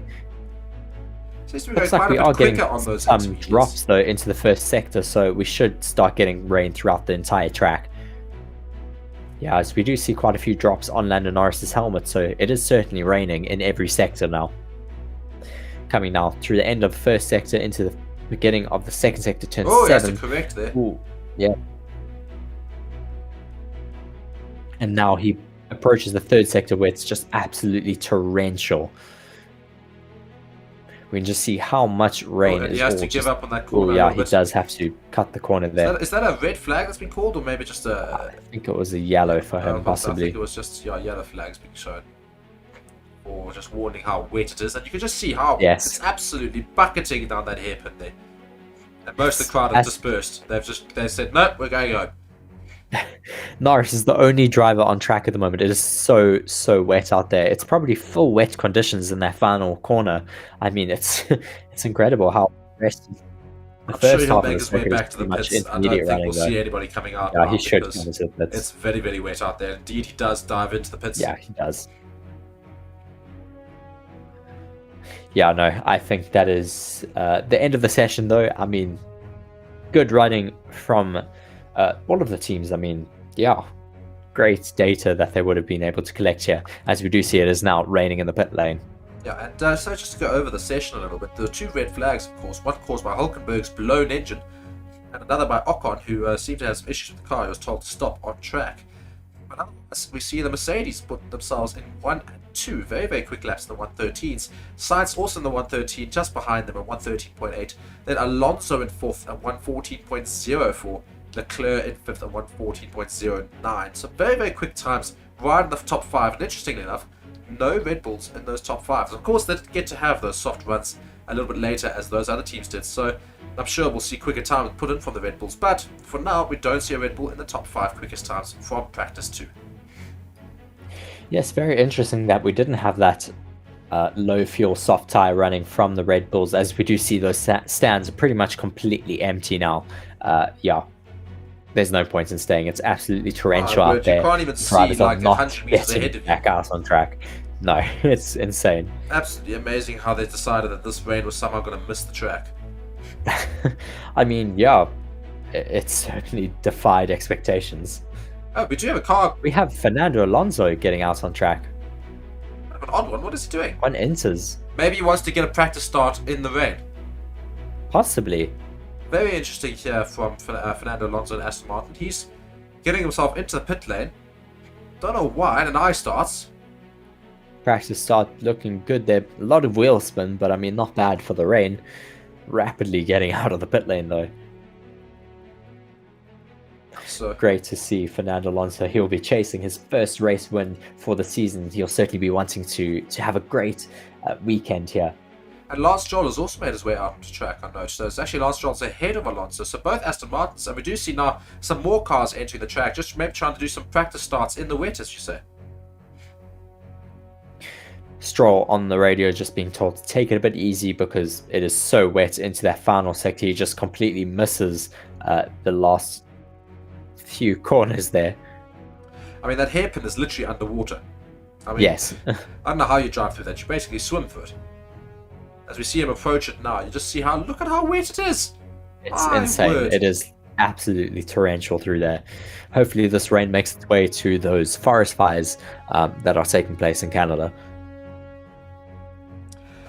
Pure Blood, they're saying, so impressed by Merck to change concept completely and be this yes. competitive. Will be a wake-up call to Aston Martin and Ferrari. Indeed, I think they already have had their wake-up call. They know that Mercedes are now really causing issues. You see Carlos Sainz, We have the same Sainz thing as, also running that corner. yeah, same It as, is just so oh my wet word, there. We look at see how him wet it is. aquaplaning a lot.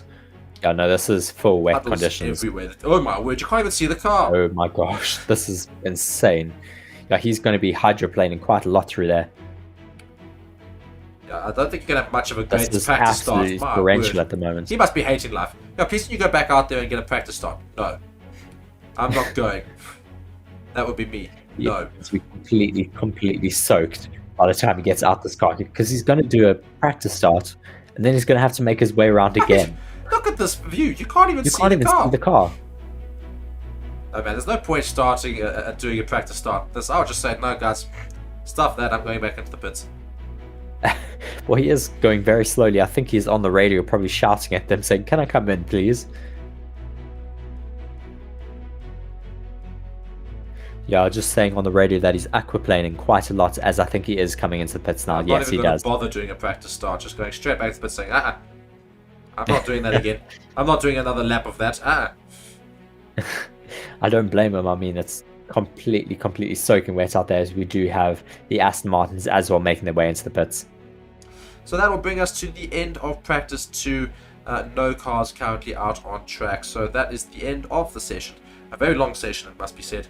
But that was obviously to make up for practice 1. Thank you guys so much for joining us on Forever Motorsports, found on Forever Sports. Thank you very much to our channel partner, Bitdefender. And one last just little blurb about Bitdefender, of course.